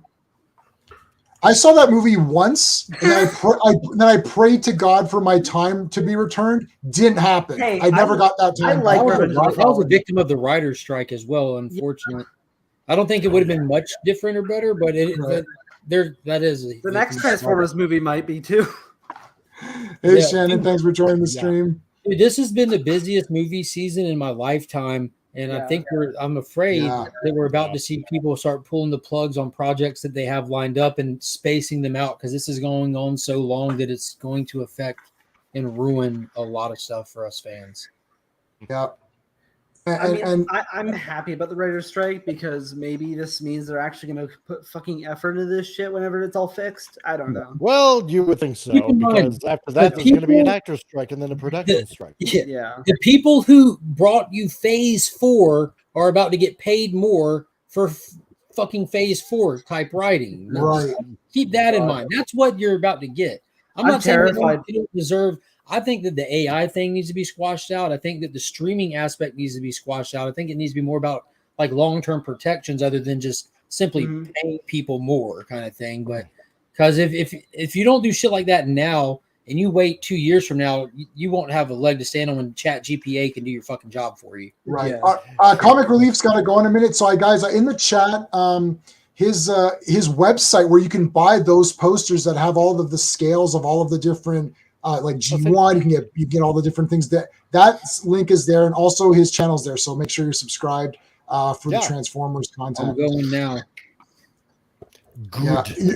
How's it going? How's it going, Comic? What are you at right now? I didn't get approved for monetization. I had a problem with my my AdSense. Yeah, no, I've been on YouTube for 10 years. My AdSense account was 10 years old and it was never monetized. So it's all messed up. I had to start from scratch. So I had to delete all of that and restart. No. So I'm not losing everything. I'm not losing my views or anything or my hours, but I had to start over. So it's like now it's in processing again for like 3 weeks or whatever it's supposed to be. Process too, the way they roll out the monetization. Like, here's this piece, now do this. Yeah. Right. You're making you're monetized while they flip on the money switch for you, but rolling out like all the features and everything is right. Well, yeah, no, it's just because I've had it for 10 years. I'm like, I did this 10 years ago, and then it's like, all that's gone now. So you got in before the 1K, 4K. I did, but it didn't matter because, and then I don't think I got demonetized. I just never monetized it. I set it all up and I was like, screw it. This isn't going to go anywhere.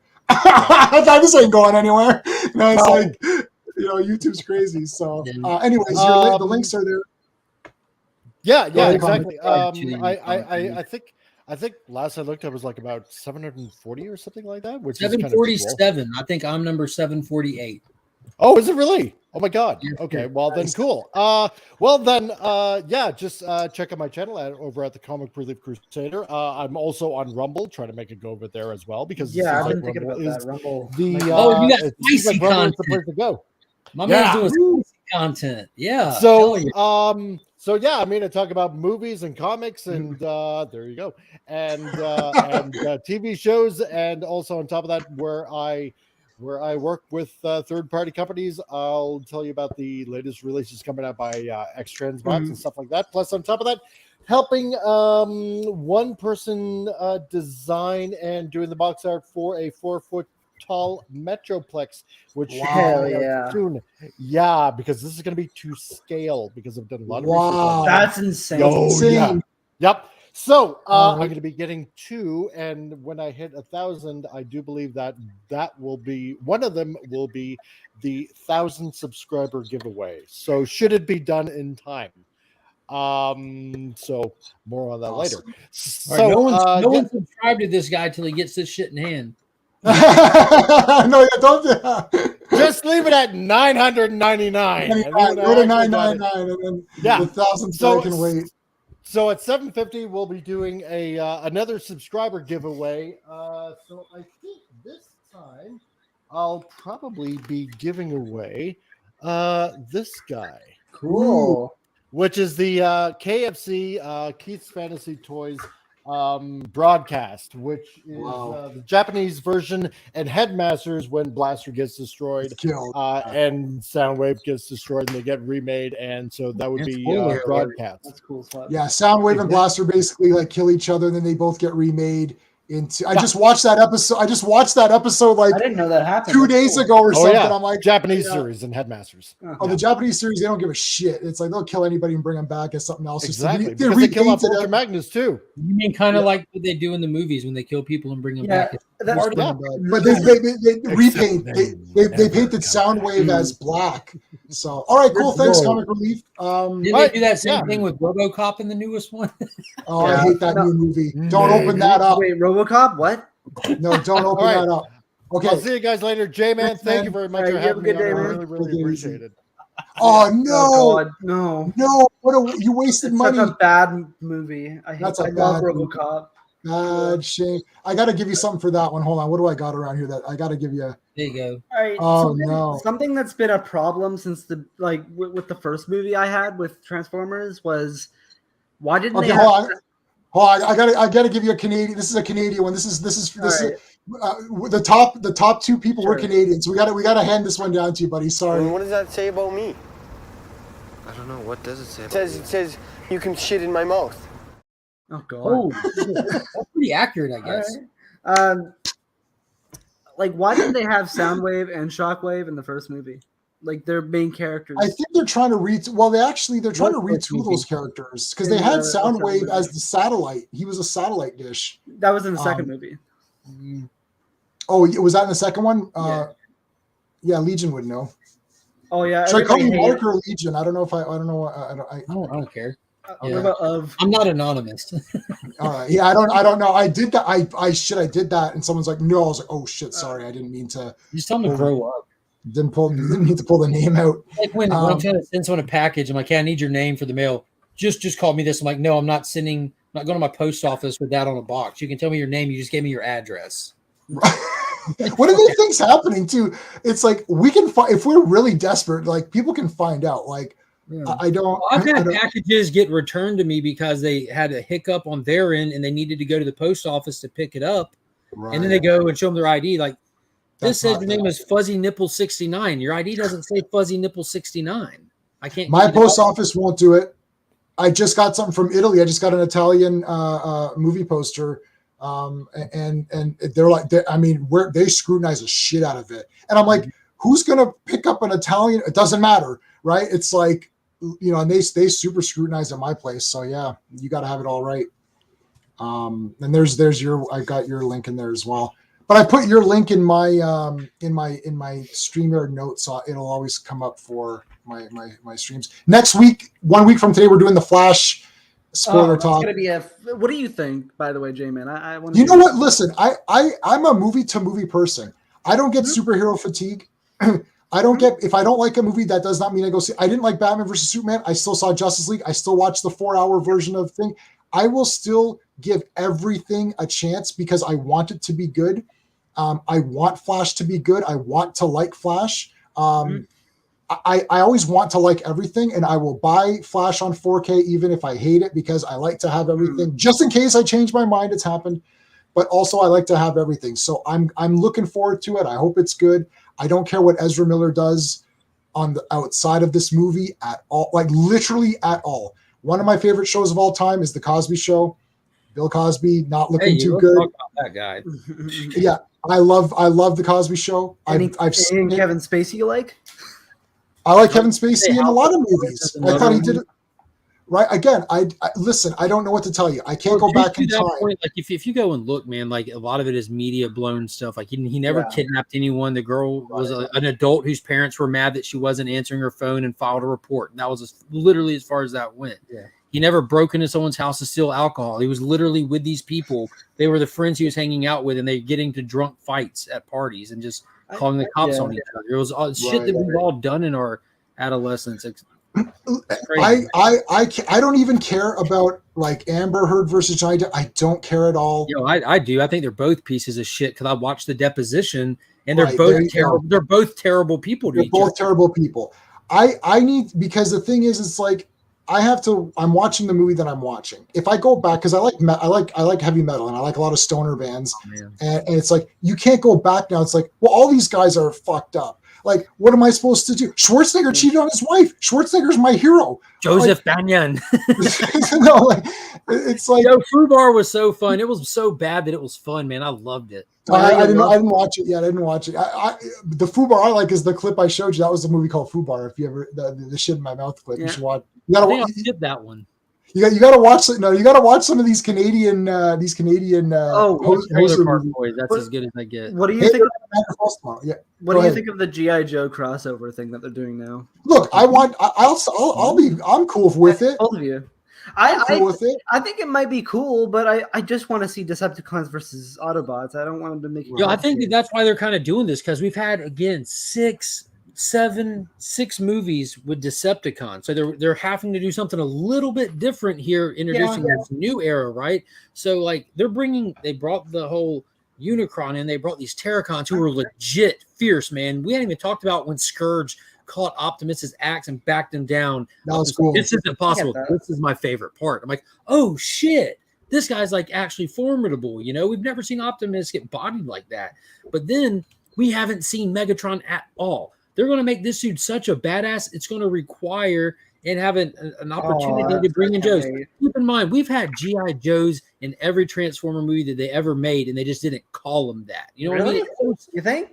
Can I show you something? Hold on a second. They're always every single movie we've had with Transformers, we've had the military presence working with them. I guess you're right. Yeah. So it's not a stretch at all whatsoever. I wanted to show you guys something in case if you didn't know, and I know Legion you don't know. So that's Scourge. Right there. So yeah, I say Scourge just because that's the way I'm used to saying it. But Scourge is so he's a truck in this movie. Now he was a truck in the toys, but my hashtag J-Man's Scourge is actually a Canadian guy shitting in someone's mouth. No. Okay. Scourge. This is Scourge. He looks like this. He looks awesome, but I don't really care. I don't. So he's like a ship. I never had a connection to the character. So my thing so with again, movie, it doesn't like I think I was like just like the movie guy when it comes to him. Like these guys change into whatever they need to be. So my mindset because he only transformed one time in the movie, and that's when they were in Peru and they were racing to get to the item, right? They jumped down and they had the whole chase. But I assumed he took that form because he met Optimus. It was Prime that he was like, that was his target. So he did a Prime thing. You know what I mean? Yeah. So I'm not saying it's bad. What did you guys hold on. That's like, I think as a casual person to watch it, you assume that they're going to transform to what they need to be kind of thing at the moment. Hold on, Skeptic. Now hold on a second. I'm not saying it's bad. I'm just saying that's the way. That's my Scourge. No, I have the toy of it. And I like that version more too. I guess. And I'll tell you the story behind. So what happened with that is that Scourge and Galvatron and Cyclonus and all that, those guys are former Decepticons. They're basically made up of Insecticons. The sweeps. And they're also made up of some of the aerial bots, right? So what happened was that they all got injured in the cartoon movie, and they all got thrown into space. Unicron found them and gave them new bodies. That's pretty cool because if you think about it in the movie, he has those little nasty fuckers coming up out of him and stuff. Maybe he'll come back. So basically Unicron, so Megatron is dead. Optimus Prime and Megatron kill each other, and Megatron's like half dead. Bro, spoilers. This is in the. You haven't seen the movie from 1986? Come on, you should watch that. So they throw him out in space, and then Unicron turns Megatron into Galvatron, and that's where Galvatron comes from. And then he takes his other guys that are with him and turns them into the Sweeps, Cyclonus, and Scourge. They're all remade. I realized y'all had to be furious when we got Galvatron in the movie. Right. Oh, he was furious. It was awful. Furious. Yo, awful. I thought here's me thinking like, yo, this is fucking tight.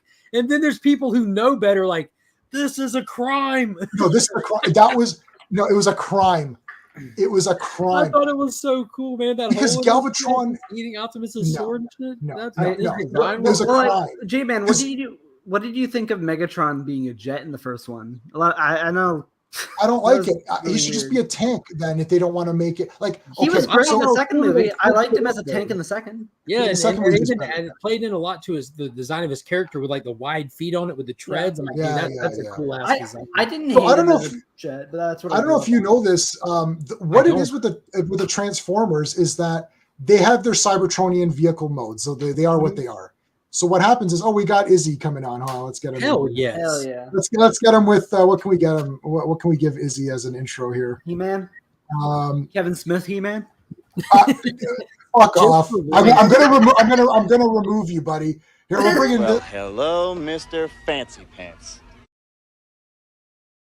There you go. How's it going, Izzy? As you could see, I'm What's up, bro? I'm currently drying. What's going on? Be careful. I'm driving right now. So no, what was no, your- I'm not what was your watching score? You guys. I Well, gave it what 4 was out your- of 5 Izzy's.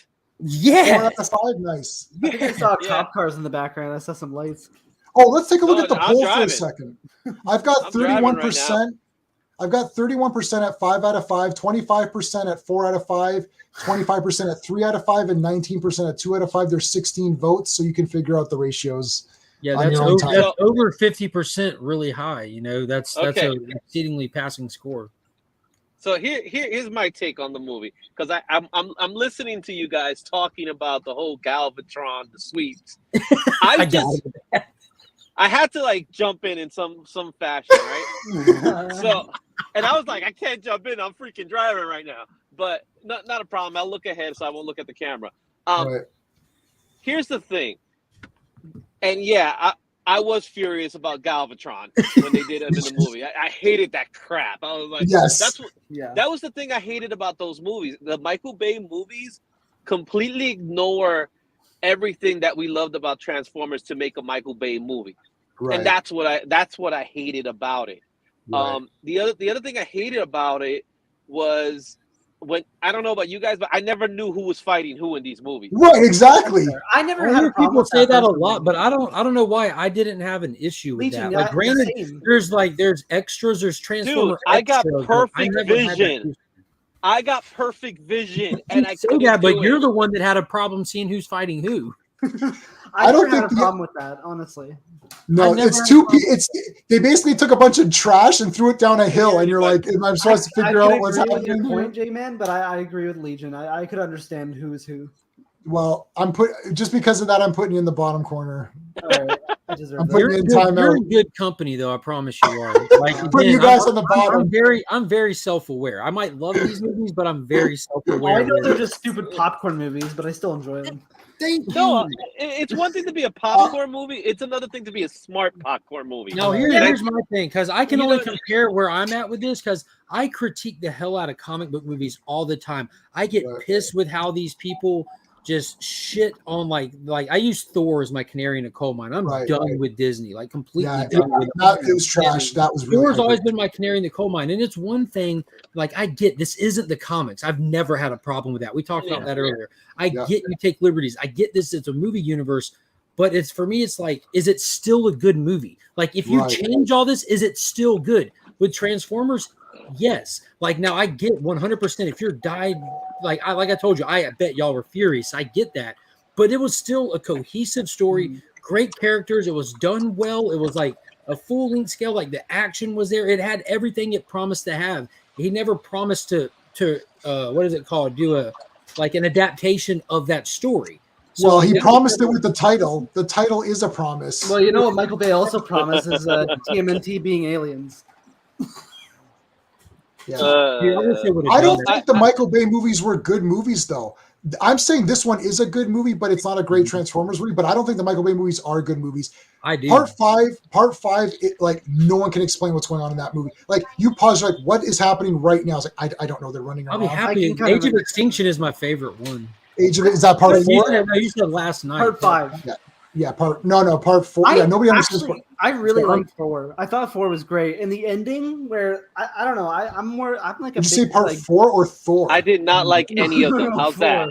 I only like Bumblebee. I That's didn't fair. like any of the I other love the ones. last night But- because like the tie to the Arthurian legend I thought was really Mhm. cool. I like when they were like finding ways to interweave them into history. Because you remember when they first did that with Dark of the Moon was also the same time we had Days of Future Past coming out when they were like diving into they were retconning our franchises into real historical events through many different franchises, and it was just fun. It's just a cool thing to do. Yeah, I don't know. Like, as soon as Merlin starts drinking, and I'm like, this is so dumb. They made Merlin look like an idiot. Like, Well, I don't know. He's not It's- supposed to be a main character, really. I know, but then the guy and girl are looking for the plans or looking for the key or the staff, the location of the staff, and her parents are downstairs like, ooh, are they having sex upstairs? It's like, is this supposed to be funny? It's awful. It's That's what I think cringe. since the beginning of It's Michael Bay's cringe bad. Transformers, though. I literally barfed. My review for this movie was I didn't barf in the theater, which is great. I literally turned to Steve, was like, look, I didn't barf on myself like I did last night. It's like that. It was just so awful. I It's get that. I fell asleep during last night, so I get that. But, and Legion, are you sure you want to team up with Skeptic because he likes Batman and Robin? So be careful not to team up. I love Batman and Robin. Are you I think kidding it's me? funny as With fuck. So do I. Yeah, so it's Batman and literally the Robin has most its place, quotable though. movie that's ever existed. Everyone loves it. I like it. They just lie sometimes. No, I Batman like and it. Robin is one of those movies, man. Batman and Gre- Robin is a movie that, with time, you end up liking it I more never- and more. It's just one of those movies. I put it in the same scale as the Venom. I never. When I Venom is don't awful. like Izzy Venom. turned his camera off to do drugs because not a high. No, Well, Venom is I'm bad. actually I never- gassing up right now. I never hated the Green Lantern movie with Ryan Reynolds. I actually kind of liked it. I don't hate that movie either. All right, so I don't hate that, but clearly Martin Campbell did not know what he was doing, Yeah. and you can even tell Yeah. like the stuff that they took out of it, like how dumb that first save was with the race car track. But in a deleted scene with him and young Hector are actually collecting and arguing over racetracks, and it gives you the context of that automatic response to do something that's like they took all of that out. There's no context to anything happening. Yeah. But the stuff on Oa was fantastic. They ruined Yeah, that another was movie with good. the Cloud Monster. I think one reason why people hate Green Lantern so much is because the movie is literally jock versus nerd, but the jock wins. That is true. Well, I didn't pick up on that. I'm both. I'm a nerd and well, I'm not really a jock. That's a lie. I don't play any sports. I don't play any sports. You got muscle. I don't have any muscles. Yeah, you do. I'm pretty Yeah. sure. I thought you lift. Yeah, right. Oh, I don't know. The closest I've gotten to lifting is I've watched Pumping Iron about 17 times. That counts. That Well, counts. I mean, Okay. you obviously did something because you lost a lot of weight. I lost the weight through intermittent fasting. Okay.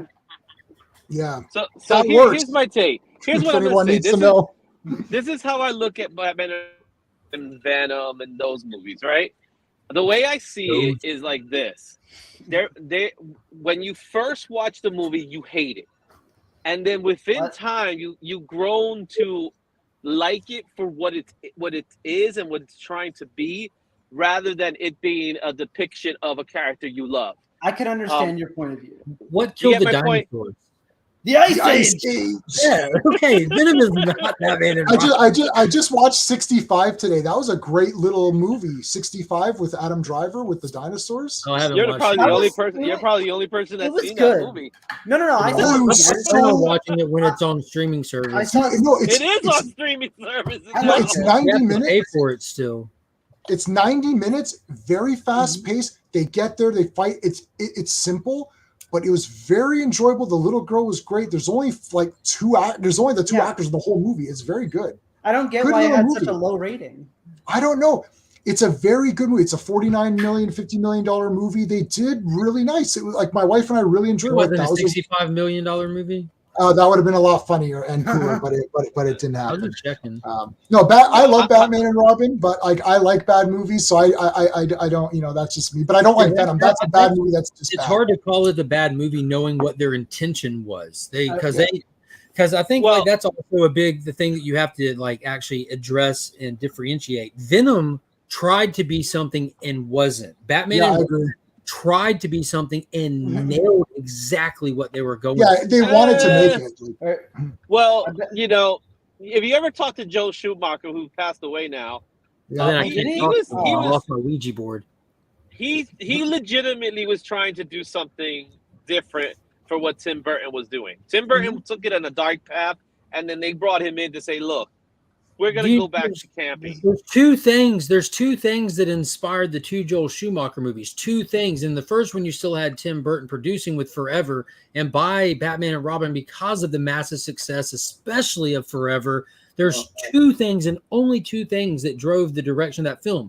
And that was 66 influence on him personally, and the toys that actually had the final say in the design and the video. Yeah, so there's nothing wrong with that. Like, he literally made Batman 66 in the 90s. Love the art design. You had the celebrities in there. You had the colorful settings. You had the quippy one-liners. You got the Batman credit card.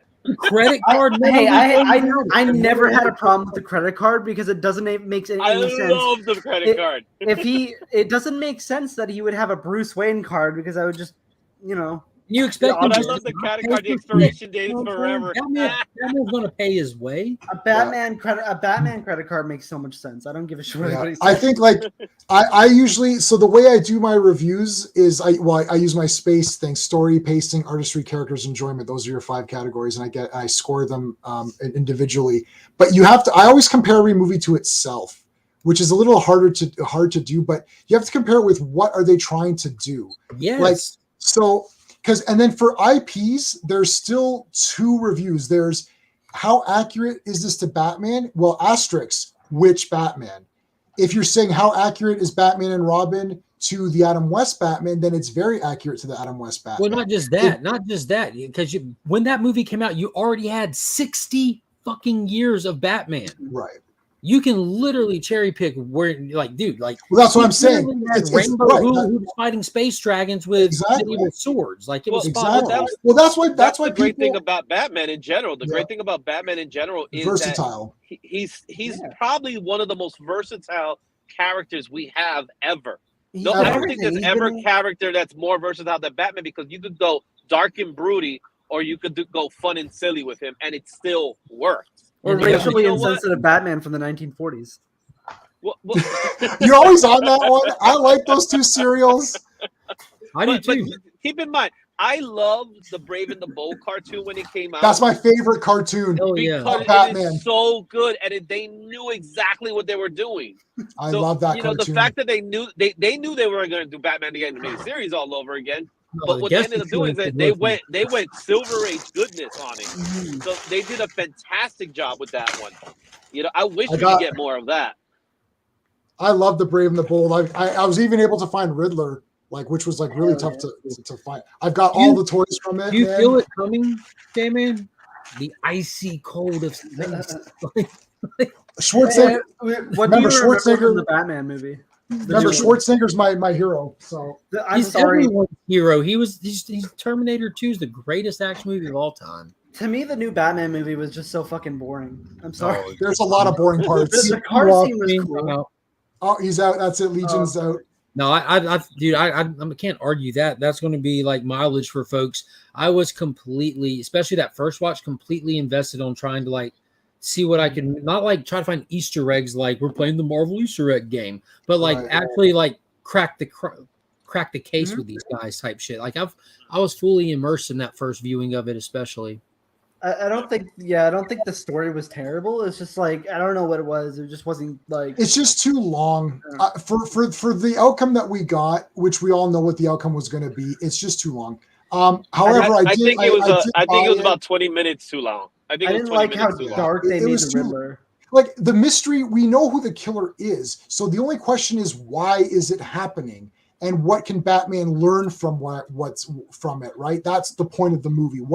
What's going to make Batman a different person by the end? I did not know that the killer was Edward Nashton. I didn't even heard that name. I was waiting on Mr. Enigma to pop up. Well, then it would have been better. It would have been better that way if it was Enigma, because that's the name. But anywho, whatever. I still bought all the toys. It's funny too, because whenever I say I don't like something or I give it an unfavorable review, it's I have every toy. I have I didn't buy the Riddler because it's not the Riddler, but I got that figure. I got the big ones. I got the Batmobile, the little guys, all the little guys. I like the McFarlane movie figures, and I get some non-movie figures, but that's what I do with my shorts content. All my shorts content are the. Yeah, I saw your. Yeah, you actually were able to get some of the the Flash. So I pre-ordered for the Flash movie. I pre-ordered the big Batmobile, the '89, and I pre-ordered Michael Keaton, and they canceled my. Oh motherfucker! Oh, you went to Big Bad Toy Store or Amazon? No, Amazon. No, okay. Why'd you order from Amazon? Because Big Bad. I didn't order from them either. The thing with Big Bad though is that in Canada it gets nicked for customs every time. Yep. Like and when you convert it from American to Canadian, it is so expensive. So basically, I ordered the Conan. Plastic money about that. I've almost bought so many things from Big Bad Toy Store, but then I get turned off by the price. So Conan's my favorite movie with Schwarzenegger. My favorite movie of all time. And I buy every Conan related thing. So that's awesome. Yeah, but they haven't come in stores yet. Oh, that's a cool Batmobile. Yeah. I order mine straight from McFarlane. I've got like discount codes and right. That's awesome. Well, I have a Toys R Us across the street. I walk to Toys R Us. We still have Toys R Us here in Canada. We have them here as well. I worked at one point. Yeah. Standing brick and mortar. It came back. It's through Macy's now. Yeah, they're in Macy's. Oh, it came back. Nice. Okay, so let's see. It's nowhere near. It's nowhere near what it used to be, but. Yeah, I mean the video game set. Oh, this is one thing that I had such a fucking nitpick that I had with the beginning of the film. There was one little thing that really pissed me off in Rise of the Beast. This has nothing to do with the story or anything, but it's such a nitpick as a gamer. But like when the kid has like the Game Boy, the original Game Boy and stuff. You hear a sound from Super Mario Brothers on the NES, and then he's like, "Oh, I can't beat Bowser." Bowser wasn't something you could defeat in any of the Game Boy Mario games. Right. There you go. He's got all. Yeah. Well, there was a lot of inconsistency. Practically every song was from a different year. Yeah, it was from a year right after the movie came out. It's like the Wikipedia they use for the song list. They accidentally put 97 instead of 96 apparently. And it's funny because I saw the director. So before we saw the movie, did you guys have? I don't know what they show you in the States. Did they show you the director talking about the movie? Because we had that. Yeah, so I had that. I went to the preview show. So the preview show, we got one trailer throughout the whole movie, and we saw like these behind the scenes things with the director. There was a little piece on Peter Cullen. That was pretty cool. I didn't see Peter Cullen. Yeah, they did this little piece on Peter Cullen that was just talking about him and stuff like that. If you ever listen to Peter Cullen, he doesn't talk like Optimus. He actually he changes his voice. You're telling me that's a voice? That's not how he talks. That's not his real voice. So we can get like he's also Ironhide. He's also Ironhide in the cartoons, I believe. Yeah, like Ironhide was my favorite. He's a few of them actually. Movies that broke my heart when he died. Don't even get me started with Frank Welker and the amount of shit he's done. Yeah, Frank Welker even does more. So he's not. He does that's not his actual voice. He changes his voice to sound like Optimus. Is it a hot take to say that Hugo Weaving was not a bad Megatron? I don't think he was. I don't think no. At the end of the day, I think what they did, because I remember their choice of picking Hugo Weaving over Peter Welker. They said that it just didn't sound right. Yeah, Frank Welker. I think that's bullshit, but I don't know. I agree because because he did voice work after that and it sounded fine. So that's they still hired him. He was still hired. They did it for 4. Right. Yeah. But either way, I think Hugo Weaving did a good job. I mean, it's one of the earliest movies I remember seeing. He was one of those top draws at that time. Everybody wanted him at that time. So. Again, Peter Cullen, he's awesome, obviously, and Frank Welker, but they did not do every iteration of Optimus Prime and Megatron. So there's already been other voices. Like my whole thing is that if there's already been 400 other voices, there's already been like Scourge has had 7 different bot forms, and Mirage has had 100 bot. Like if it's already had so many iterations, then what is your version? Because you guys weren't here earlier when Josh was on, and Josh watched Transformers Prime, and that was his quote unquote. I remember Transformers Prime, dude. Cyberverse, and it's not that's not my Transformers. Yeah. So again, it's actually good. I saw that one. It's a good. Prime is great. It's really good. It's really good. Yeah, I really like animated Prime. Cyberverse surprisingly is really good. Is Prime the CG animated one that came out around the time of Bayverse kicking off? Yes. Yeah. So I saw maybe season 1 of that. It was okay. Like I thought it was all right. They had Dwayne Johnson was one of the voices. He was I forgot which voice he was. Did you see animated though? Because I really like that one. That was a little more like, I don't know, comedic, and I don't know. Prime was a little younger. I didn't get to see those. It was great. It was a different take. You see, I grew up on the Transformers from the American cartoons, so I got to see G1 and G2. I think animated was. I grew up on those. And then afterwards, when the movies came out, when like most people like myself, when that movie came out, we were like, why did you just did what you just did? You know what I mean? So you were like too angry at like Transformers. Yeah, I was upset because in part one, and I mentioned it in the chat, in part one, you guys were talking about Soundwave. Soundwave was supposed to be in part one, but they changed his character so much that they said the little guy. They turned him into that little. That was supposed to be Soundwave. Frenzy. Yeah, I remember. Frenzy was supposed to be Soundwave, but they changed it so much from the original that they just said, you know what, let's just give him a new name. It was probably and then they decided to do it. No, it was a good idea, but then they decided to give Soundwave, make him into a ball. Yeah. In the second part, all he was a ball with a head on top. He looked like BB-8. I just seen that comment about Cliff Jumper. That's who The Rock was, and he died in the first episode. But that was Cliff Jumper's who they killed in the Bumblebee movie when they were standing on Saturn or whatever, and they caught the signal. So Cliff Jumper always get killed. So in the toys, they named him cannon fodder. Basically, in the toys, Cliff Jumper and Bumblebee are almost identical toys. They're just repaints of each other, pretty much. Yeah, they are repaints. It's like Starscream, Thundercracker. I can't. What's his face? It's like the three of them. They're all the same toy. They're just repaints. They're the same plane. Ironhide and Ratchet. Ironhide and Ratchet are the same. They're just different. What was with those two toys? They had no head. That's because those were part of a different series. So the Transformers toy, there is no Transformers toy line. I just seen what time it was, man. I'm supposed to be doing something. I gotta get. Okay. I gotta read this book and record a deep dive on Flash 800 and Steelworks #1. All right, so make sure you guys are subscribed to Legion of Comics. The link is in the chat for him. We're gonna end off. We have at weeks in. I do at weeks in every Sunday night at 8:30, and I'm doing every time a big movie comes out, we do a spoiler special in that movie. So I have some Gen 1 Transformer guys coming, and I've got a Beast War expert coming as well, and then I'll be there just to defend everything. No, they're gonna destroy you. I might jump in for it'll that be one, it'll be like tonight. I'm not tone deaf. I completely understand the context to it. It's tonight. Yeah. I might join. So it'll be at 8:30 Eastern time. #real time. All right. Tomorrow. I'll be on your channel. All right. Thanks, have man. a good night. Thanks for letting me on, man. For sure. Awesome. Take care. Anytime. All right, Izzy. I love you. See ya. Love you, Mark. All right. We're not going to be too long. I actually have Niagara Falls Comic Con is tomorrow. I've got photo ops tomorrow. I've got meeting some people. So I'm going to end off. We got to leave. It's about an hour and 15-minute drive for me. So I have to get up early. So I'm going to end it off in about 5 or 10 minutes. But Izzy, did you like this new movie? We didn't really get your full thoughts on it.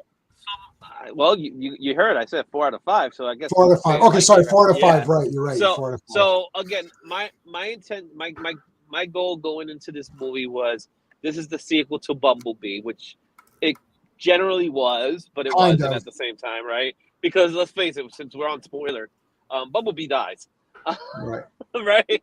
He dies, but he does has a tremendous return, which I thought was awesome. They made that work really well. I thought it was stupid how he came back, because he's just lying on the rock and he's back. Right. You know what I mean? They made it like, the Energon, he's lying in a rock. So there was. The reason why I didn't get a full 5 from me is because there was inconsistencies. This was not a perfect movie. This was a fan movie, of course, because it was very clear that the director knows the characters. He has a general understanding of these characters, but at the same time, this is the guy who did Creed 2, right? The director of Creed 2. Right. So his take on it was respectful, which is more I can say about anything Michael Bay ever did, right? So he respected it in the same way Bumblebee was the director respected the character of Bumblebee. The only difference is that I think there was just a lot of little plot holes that they just didn't do.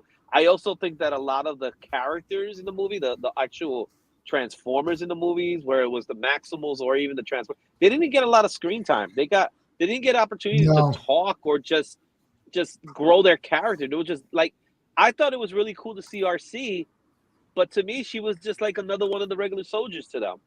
You know what I mean? She didn't do anything. The only one, she didn't even do anything except for that one scene when she's in this guy, and she moves the rocket from coming in. So that was one of the things that bothered me.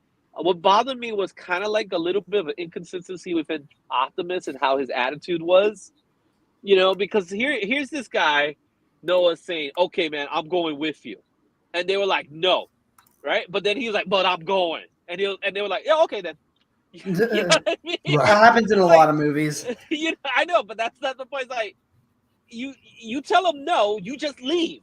You know what I mean? Right. You don't say, "Oh man, we can't fight this guy," So there's little stupid things like that. I'm not gonna lie, I was a little worried he might bring his fucking his younger brother. Oh, the kid. Oh really yeah, stupid. his little brother would have gone. I was like, I saw that a mile away. I didn't think he was annoying. Right? I want to say this, then we're going to answer Natasha's question. But that Spider-Man you have, I also have that Spider-Man. I don't have it on my. Yep, that's the one. Yep, I have it. I don't have that anymore. Now I have Pinhead from Hellraiser. It's a little puppet with pins in it. But they made it look like Pinhead from Hellraiser. Anyway, what do we think will happen to the sequel to Rise of the Beast? Well, I'm guessing that they're going to introduce G.I. Joe now. Obviously, they're going to have to try to merge all these, Hasbro verses or whatever it is, and there's going to be Megatron or something, because I don't think they'll go back to Unicron right away. I really want Megatron. I would love to see what he looks like with the G1 realistic look that they're doing. Mm-hmm. That's the thing with Megatron. Megatron's one of those tough characters because you to make him the gun that he was, right? The original Megatron being the gun. You can't really do that. You can't do that. So you have to. That's why they changed it to Galvatron. That was one of the reasons why they changed it to Galvatron too. I mean, why can't you do it for an adult audience? You don't have to make it. For kids. But the thing is they still want to sell toys. Come on, this is Hasbro. This is Hasbro. Yeah. Did you know that So I just watched a video about the reason they keep making Transformers movies. They don't actually care what they make, because they're going to make money in China, and then they're going to sell toys, and the toys super duper sell all the time. I bought Fortress Maximus, Titans Return Fortress Maximus for $200 from Toys R Us. I sold it for $450 about 3 weeks ago. That's more than double, and it's not an old toy anymore. No. If you miss a Transformer figure, you're screwed. They will literally quadruple within a couple of years. It's like all of a sudden they're like 3 times what they were. I've been looking for a reissue Optimus Prime and forget it. Just get whatever. There's an Optimus Prime that came out for this movie. Go buy that one before it be I can't show. I've got the bigger versions of a lot of these guys, and they're like hundreds and hundreds of dollars. That's because I would go to Toys R Us at 10 a.m. when they open, walk in and buy whatever I could buy right away immediately. At this point, I'm thinking maybe I'll just get the masterpieces at this point. Just get a couple of those. The other thing about the thing with the toys is, I remember I was telling this to my wife, who's younger than me, and I was telling her that when I was a kid, most of my toys were He-Mans, and I had Transformers. I didn't have that many because even then they were expensive. Yeah, but my dad said they were expensive when he was a kid. Especially the big ones. Like, I had a Soundwave with all the cassettes with Laserbeak. Right. I had that. I had Blaster because I always liked the boom boxes. But I didn't have an Optimus. I didn't have a Bumblebee. Me neither. Because they were just too expensive. The Transformer toys were expensive. Mm-hmm. We're talking about back in the 80s where they were I think they were going for like $15, $20. So think about that in inflation, how much that really means. Jeez, and He-Man was like 3 or 4. So He-Man's J-Man was like $5 the most. Yeah, right? Look at Marvel Legends now. Marvel Legends used to be like $10 and shit. Yeah, they're stupid expensive. It's like $30 now in Canada. No, they're like 35 in Canada, and 38. But He-Man's my main thing. That's where J-Man kind of sort of came from. And my logo is the crack. The J has the crack, and I don't know if you ever noticed that. It's got the crack from Battle Armor He-Man on it. Oh yeah, that's my logo. That's my I have the logo. battle. I used to love my Battle Armor He-Man. Yeah, so if I Skeletor all the time. Yeah, see, like, look, the J. It's the J. The J looks like the H, and they've got the crack in it. That's my. There you go. Anyways, but yeah, He-Man was my main thing. So I literally had, out of the 70-something He-Man figures that got released, I had 60-something. I had almost every He-Man figure that came out. I still have a lot of them. I had Castle Grayskull. I have Castle Grayskull. Yep. Yep. I Now here's actually a funny story. Yeah, go for it. Long story short, I had all of them, right? And then my family, we were we're a church going family, so very conservative. And conservative in the 80s is a lot different than conservative now, right? Right.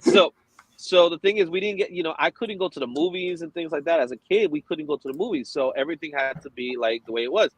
But I remember one time somebody came up and gave us this horror story about the He-Man toys. And I remember one day, it freaked me out so much as a kid. I literally gave them all away because I got freaked out by it. And it was like, looking back, I was like, stupid. How could you do this? You're so stupid. Yeah. You got any Revelations figures? No, I don't. I'm not a toy collector. There's no space in the house. Listen, don't. Skepta's trying to be funny. I despise that cartoon. I absolutely bloody despised it and hated it more than anything I've ever hated. I had a lot of hope for that cartoon. I think there's some cool action scenes from what I've seen. It's so the bad. artwork. I think the artwork is great. I think Mark Hamill with Skeletor was great. The only thing is that, like, you call it He-Man, and you give me He-Man for like 2 episodes. Right. And I'm like, this is not what I want. But also, so Izzy, I've got to end this pretty soon, but I just want to say this about this because, look, people kept saying, well, it's Teela. Okay, but look, Teela has now become the captain of the guard, which is what she's always wanted, right?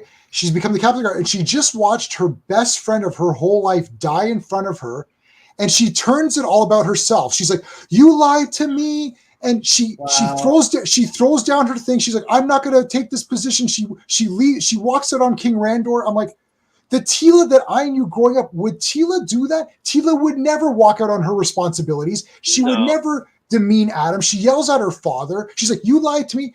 They turn this character, who Teela is a great character.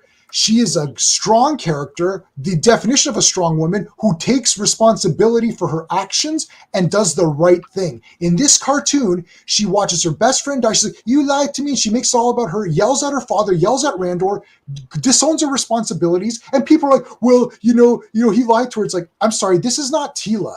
In what episode of He-Man did Teela behave like a stupid bitch? I've never seen this in my life. It's a disgrace to He-Man. It was pretty bad. It's awful. There's zero redemption. It looks good. The animation, congratulations, guys. You animated it well. It looked beautiful. I had a problem. My biggest problem was that this is supposed to be Kevin Smith doing the story. And I'm like, where were you, Kevin Smith? And you really love this stuff like this. He doesn't love it. You know what I mean? What happened here? Right. The only saving grace I saw of the whole thing was the moment we got to see the different types of He-Mans. Sure, that was neat. Cool. Yeah, that was cool. Yeah, you saw the He-Mans of the past. I recently saw his. Sorry, go on. Yeah, no, and then you saw the He-Mans that came after the original He-Man. I was like, oh yeah, I remember that He-Man. Yeah. That to me was the only thing that was good about it. That and of course Mark Hamill. How could you? Yeah, the voices is fine. Yeah, we're not going to say sounded great. But it was very disappointing. Yeah. I felt like it had an agenda to it. You know what I mean? Which I hate when TV shows do that. Oh, I hate it. Well, they're doing that with everything now, and I hate that so much. Yeah, but this one was more so. This one felt very, very.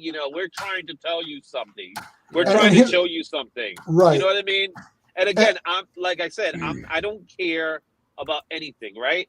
But this very much had that agenda in place. Yes. You know what I mean? And they basically said, okay, they're like Evelyn. Evelyn's like, oh, Skeletor's been holding me down, and he's a man. First of all, Evelyn was always scheming behind Skeletor's back. She Her name is literally, Evil Lynn. right?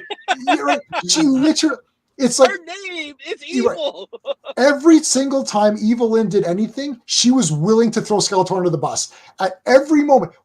In what episode of the original cartoon series or any of the cartoons really, do you see Evil Lynn as a weak woman underneath a man? Never. She's literally, even in the live action film, the second Skeletor's losing, she's like, yeah, we're out of here. It's like, and he's like, he goes, but Skeletor, she's like, she's like, Karg, get the ship ready. And he's like, but Skeletor, he goes, you can't leave. She's like, really? We're leaving. Man, Evil Lynn is a great character. She undermines Skeletor whenever she can. She's always working an angle. And then in this movie, in this show, they're saying, oh, she was held down. What? Wait, well, in the 80s, that's how the 80s cartoons were, right? Yeah. The 80s cartoon, the villain always had their second in command, right? Always wanting to take over. Starscream. You know, oh my goodness! Because, I was watching the Transformer. When I was watching Transformers the movie, we were watching it. My girls were watching it. Technically, they were watching it for the first time. Right. And they would, every time Starscream and Megatron would talk, it was very obvious they hated each other's guts. Yeah, it was awesome. Right? Yeah. Oh, have you seen you haven't seen any scenes from Cyberverse? Because in Cyberverse, like Starscream thinks that he killed Megatron and takes over and stuff.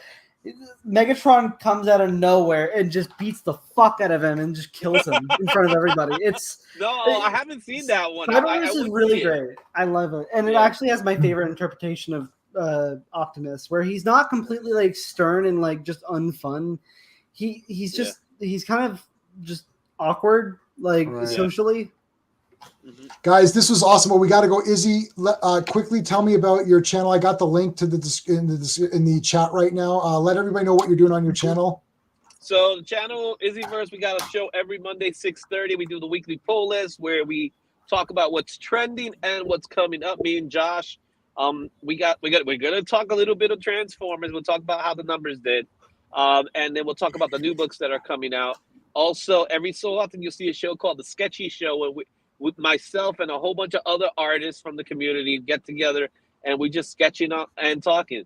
So we just had an episode last week, and then I'm always throwing content like Uncanny Unboxes where we open up stuff that we get AOKs and all that fun stuff. So that's the Izzyverse for you, and Izzyverse NYC. Go check it out. We're working on 2K, man. I got a lot of stuff waiting for a 2K subscriber show. Oh, awesome. So. Awesome. All right, so you're good. Skeptic, I know you don't do anything. I'll answer this real quick for Natasha. I'm okay with Funko Pops. I will probably get one or two. A lot of my friends hate Funko Pops, so we never talk about it on this channel because then they just make fun of me, and it is what it is. I don't care. Sean hates them. Steve has a couple, but Sean hates them, so we always butt heads on that, so we don't talk about it. But I've got my Scarlet Witch. I got my Vision and Scarlet Witch right here next to me at all times. So they're cool. But okay, guys. So next week, same thing. Open mic, Flash. We're gonna do the Flash spoiler talk. That's gonna be good. Transformers. Sean and I are gonna be talking about the Transformers comics again next week sometime. So we're gonna cover issues 3 and 4. This Monday on Clobberin Times, lead is gonna be Earth B. Bob Haney, our good buddy Bob Haney from Brave and the Bold. We're looking at Brave and the Bold number 125. We're gonna dissect the crap out of that and go through every panel.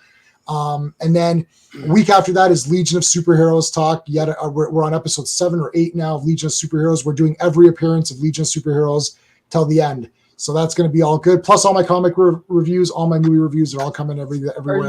Are you doing one for Indiana Jones?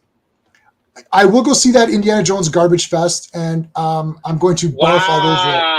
I'm going to destroy it. Garbage Fest. Come on, it's Gene's Mango. You got to give it some chance. No, I'm not. No, Indiana. I wanted to be an archaeologist as a kid because of Indiana Jones. I actually went to university, first year of university. I was still going to do archaeology, and then I changed my major. You actually thought that was a real archaeology in life? No, I liked it anyways. It got me into archaeology. That's how I felt about paleontology with Jurassic Park. So I get that. So you should like Friends because Ross is a paleontologist. Okay, guys, I gotta go. This was a lot of fun. So thanks to everybody in the chat. Thanks for voting on the poll. We got 33% give it a 3.5 or 3 out of 5. And the rest are all tied at the other numbers. So thanks everybody in chat. hopefully I'll get a video out tomorrow because I'm meeting everybody from the Terrifier too. So I'm going to try to get video at the Comic Con, and I'm going to show you all my autographs and everything I get tomorrow. So that's it, guys. Until next time. I get my sorry, I didn't have my. I was getting too excited to have my band. All right, there you go. Hey friends, you've just been listening to J-Man, and he is the smartest person who ever lived. So make sure you like and subscribe.